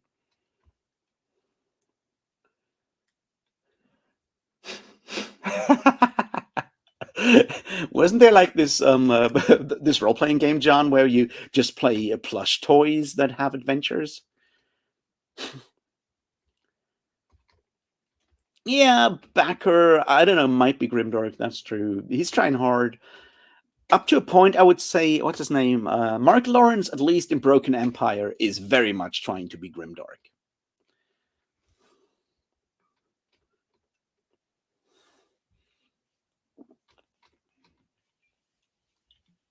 Yeah, saturation of violence, oversaturation, I guess, is the point here.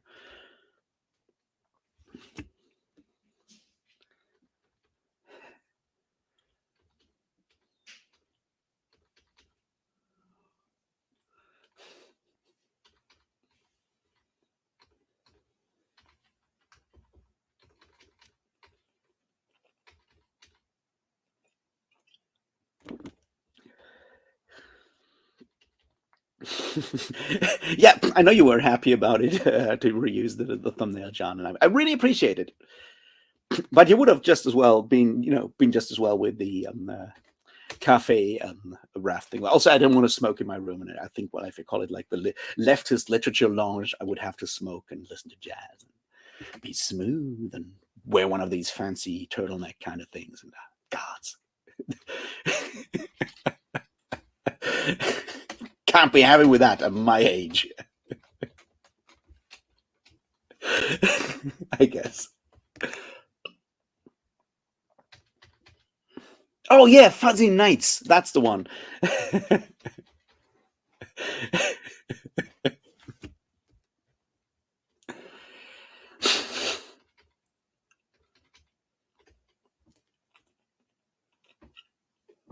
I don't know if Slaanesh is fuzzy pink. Wait. You never told us colors when we destroyed that demon of Slaanesh last week, when I blew it up and almost ended up in the warp anyway.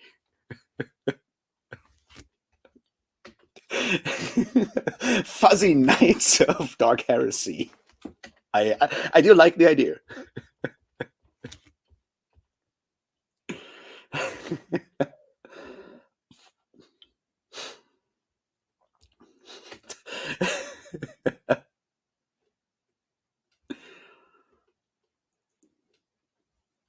Oh wait, why we like anti-heroes? Yeah, I think that's still like one of those things I struggle with, because I personally,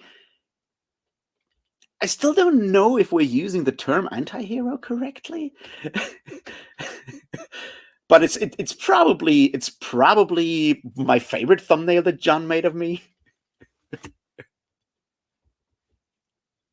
But yeah, I still think it's important to think about like why we like certain characters and why having these flawed characters, is another expression of why capitalism sucks. But I feel I've maybe said that before. So yeah, what else did I want to talk about today? I think like I said like the barbarians, the narrators of barbarian history. So let me just put this out there because I really need to, because it's haunting my thoughts of late. The barbarians of the narrators of barbarian history is a book by Walter Goffard, and it's a fantastic novel. Not novel. It's a fantastic book about four historiographies of the like early Middle Ages or late antiquity. It's about Gregory of Tours, who writes about the Franks or the Merovingians. It's obviously about Bede, Venerable Bede from England. It's about the Getica by Jordanes, about the Goths, and it's about God, whatever the guy's name is that wrote the Lombard Chronicles, and I keep forgetting his name. Never mind. That guy.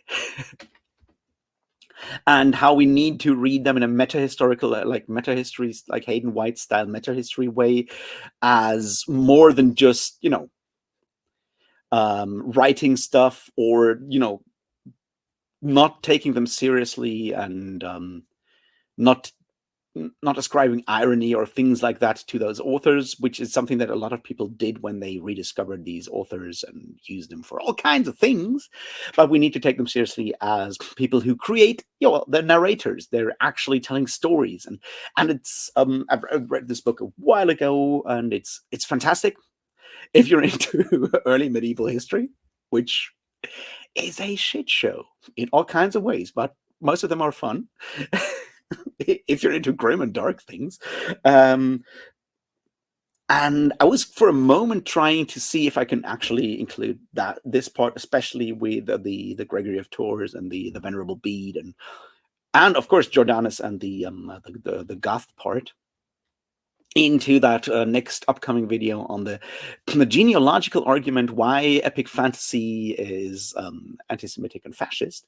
But I feel it would be going too far, so I just really need to talk about the fact that this exists and is a fantastic book because it really, dissects these histories from like the fifth to sixth, seventh century, that kind of time, and really dissects them and looks at like how they are telling stories, are they using irony, how they're trying to explain something, how they have all kinds of political impetus behind it, which is something we tend to ignore for at least like early medieval or even high medieval texts, where we're like going like, well, those are the Dark Ages, right?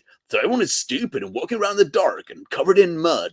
And also only women get raped because I, George R. Martin, said so, and my books are realistic. So reading something like that is really eye-opening.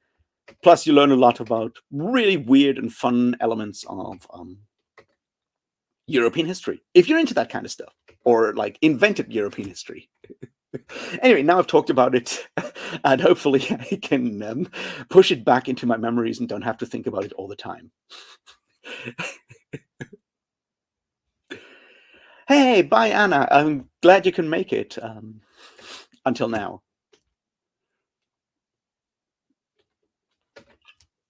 Right, Vasha? I look great in a dress. I know. I know. If I could actually get that dress, I would so wear that dress. I feel like it does not diminish my masculinity in any way to wear that dress. And I actually watched that entire movie, Gone with the Wind, in the theater. We used to have this called like Classic Sneak thing, where they show classic movies, and starts at 11 p.m. And if you ever watched Gone with the Wind, you know that was a fucking ordeal. If you go in there at like 11 p.m. and you watch this movie and you walk out, you stumble out at like 3 a.m. in the morning, and God, it's a bad movie, but I'm glad I've seen it because now I can talk about it. Like it's one of those things where you're like, yeah, it's not something I enjoy reading or watching, but I enjoy having done it because, you know, it helps, you know. So there's that. And if you want to see like weird things, yeah, I feel like Gone with the Wind is absolutely fascinating in that regard. Also as like a document of like movie history and racism.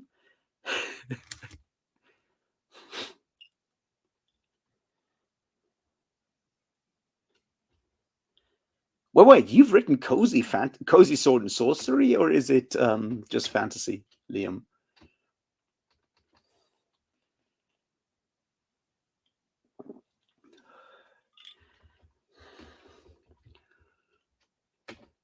No.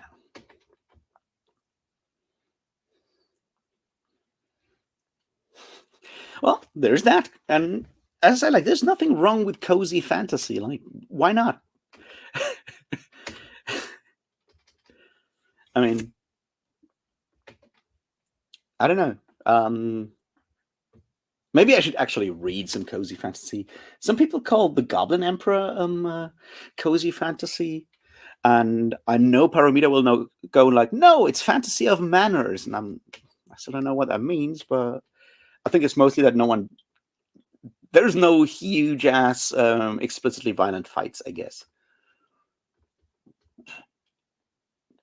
Conan the Cozy Barbarian. Well, I mean, technically, I don't know if that works, but the beginning of the Phoenix of the Sword is like that, right? He's sitting at home, getting bored of ruling because it sucks, while the others go off to get and have fun. And then he has weird dreams because he doesn't get to kill anyone. I guess Conan is not made for cozy fantasy. Hope punk.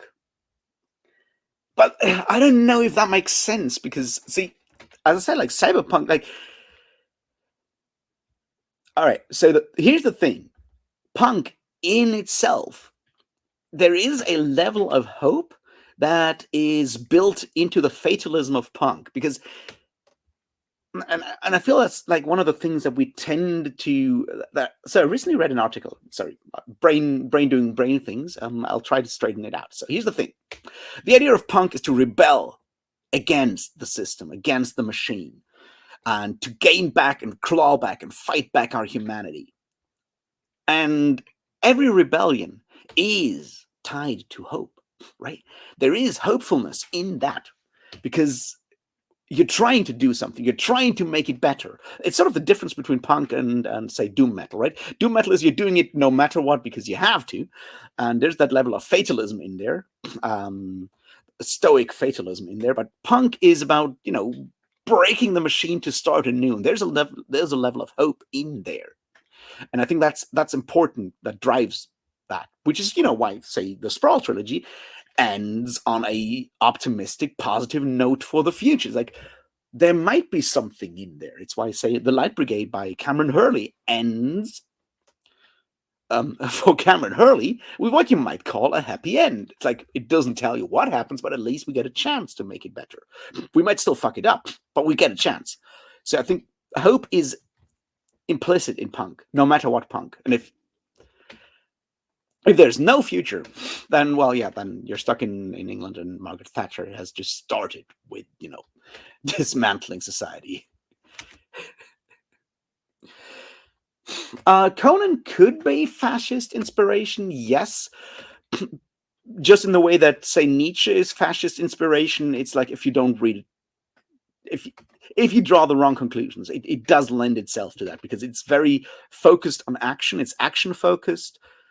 It's very much about like manifesting your own will. It's very close to that whole like beyond good and evil kind of Nietzschean element to it. Yes, like it's there. Maybe that's why I like it.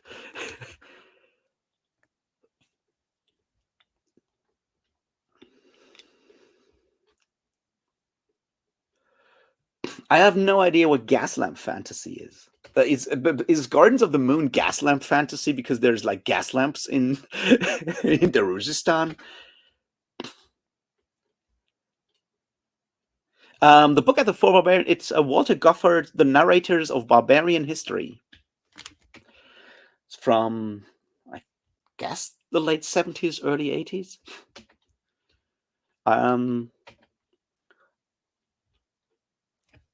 Wait a second. I'll just put it in chat so you can, you know.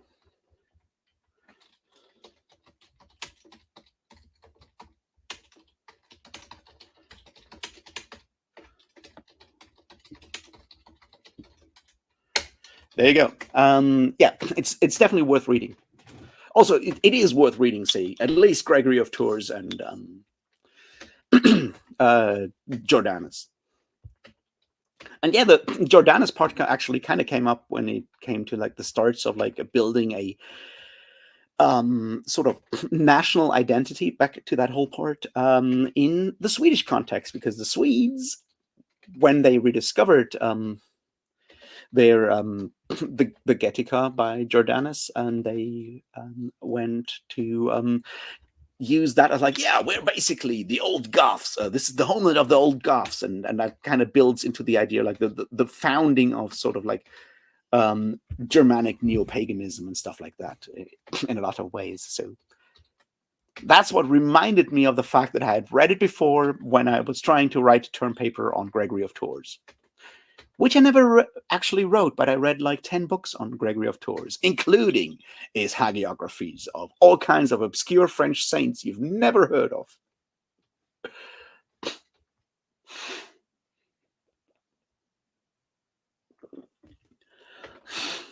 Well, so what's so what's Jonathan Strange and Mr. Norrell? Is it gas lamp? Is it fantasy of manners?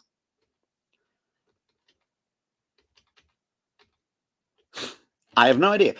So here's the thing: what I liked about, say, what I liked about what Farah Mendelssohn does in Rhetorics of Fantasy. She has like 4 main forms of fantasy. She has got the portal or quest or portal quest fantasy, the immersive fantasy, the intrusive fantasy, and the liminal fantasy. And when you talk about books and don't just want to sell books, I think that makes a lot more sense. Now, portal or quest fantasy is like, oh, they basically follow the same kind of thing. Fantasyland is in danger. Someone has to go there and fix it, which is why a lot of portal and fantasy and quest fantasies are implicitly colonialist and imperialist, which, once you think about it, makes a lot of sense. And immersive fantasy is stuff where you're in the fantasy world completely immersed, which is why, say, Lord of the Rings is a portal or quest fantasy, and the Silmarillion is immersive fantasy.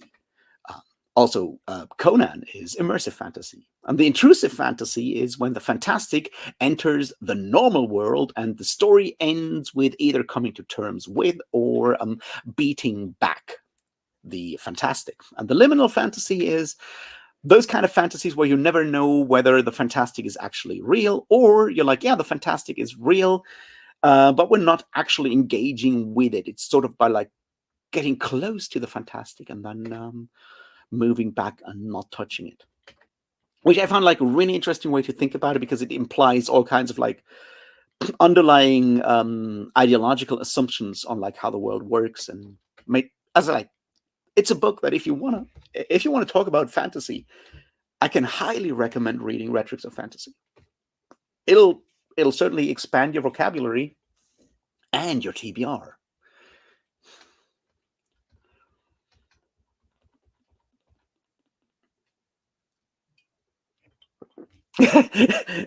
You made of her, yeah. That makes sense with the Wolf book.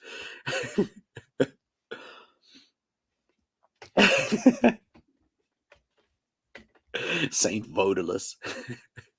Horse punk. Well, I can tell you that those are like the Norwegian horses. They're definitely the punk horses because they have these like brush manes that you cut short and then they stand up like a mohawk, basically. Um, that's horse punks. The author for that book is Farah Mendelssohn.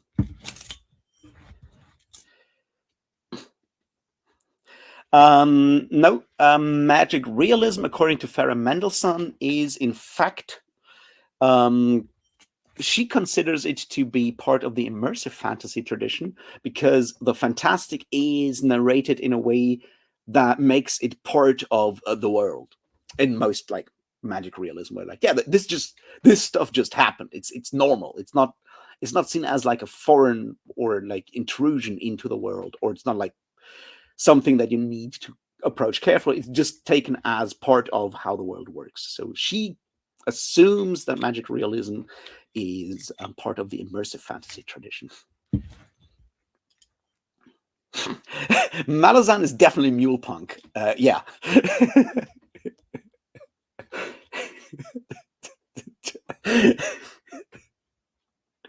That makes a lot of sense. Malazan is definitely a mule punk.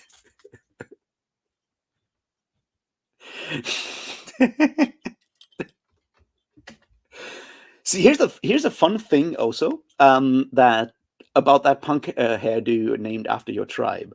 In Germany, for reasons that are I can't explain, the mohawk is not called a mohawk; it's called an Iroquois. So, different tribe, same issue.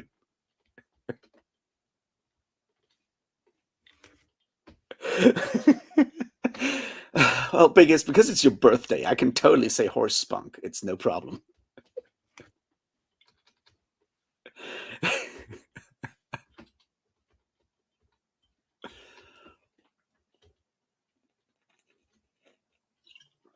And because it's your birthday, here's a veterinarian and horse people detail that you may not know, but the technical term for a horse dick in German is Schlauch, which just means hose pipe. Which, now you know.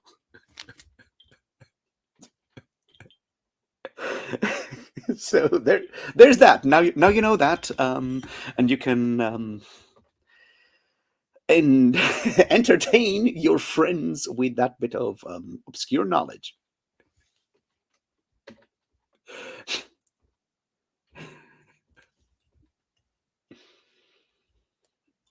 Oh, so we're just like in Germany, we're just like way more generic than in the English speaking language. We just take the overarching term for the same hairdo. The Guardians of the East. See, that sounds so cool for like a fantasy book or whatever, and I would never use that because it would be disrespectful. But like the Guardians of the Eastern Door, make it the Guardians of the Eastern Gate, and it sounds like, wow.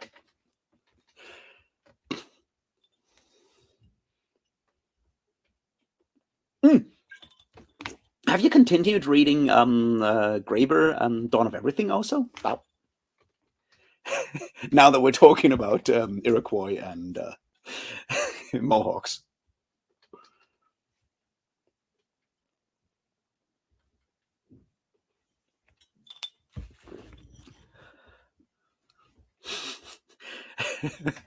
All right. Anyway, so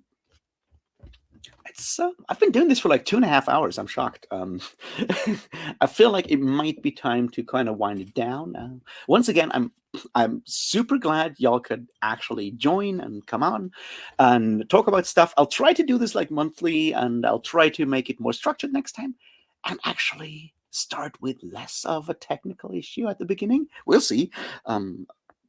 Could work, couldn't work. Who knows?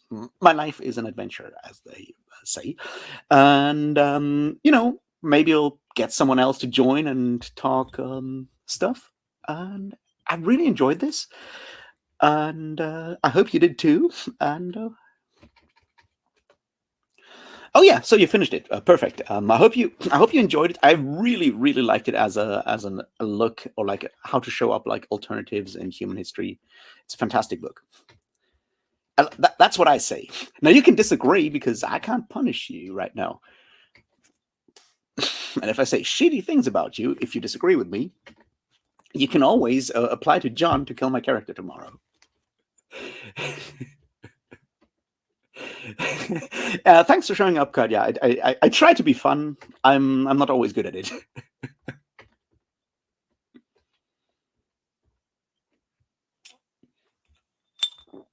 Thanks for hanging out, Ori. That was great of you to show up.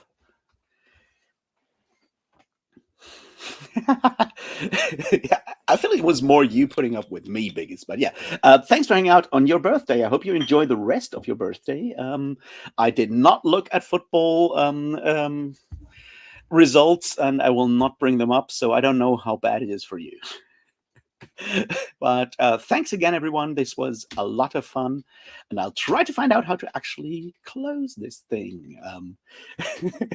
Anyway, which is harder than it may seem, because technology he's not good at.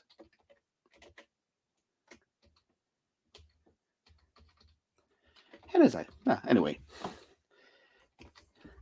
here's a button that says end stream. I'll press it. Once again, thanks everyone. This was great.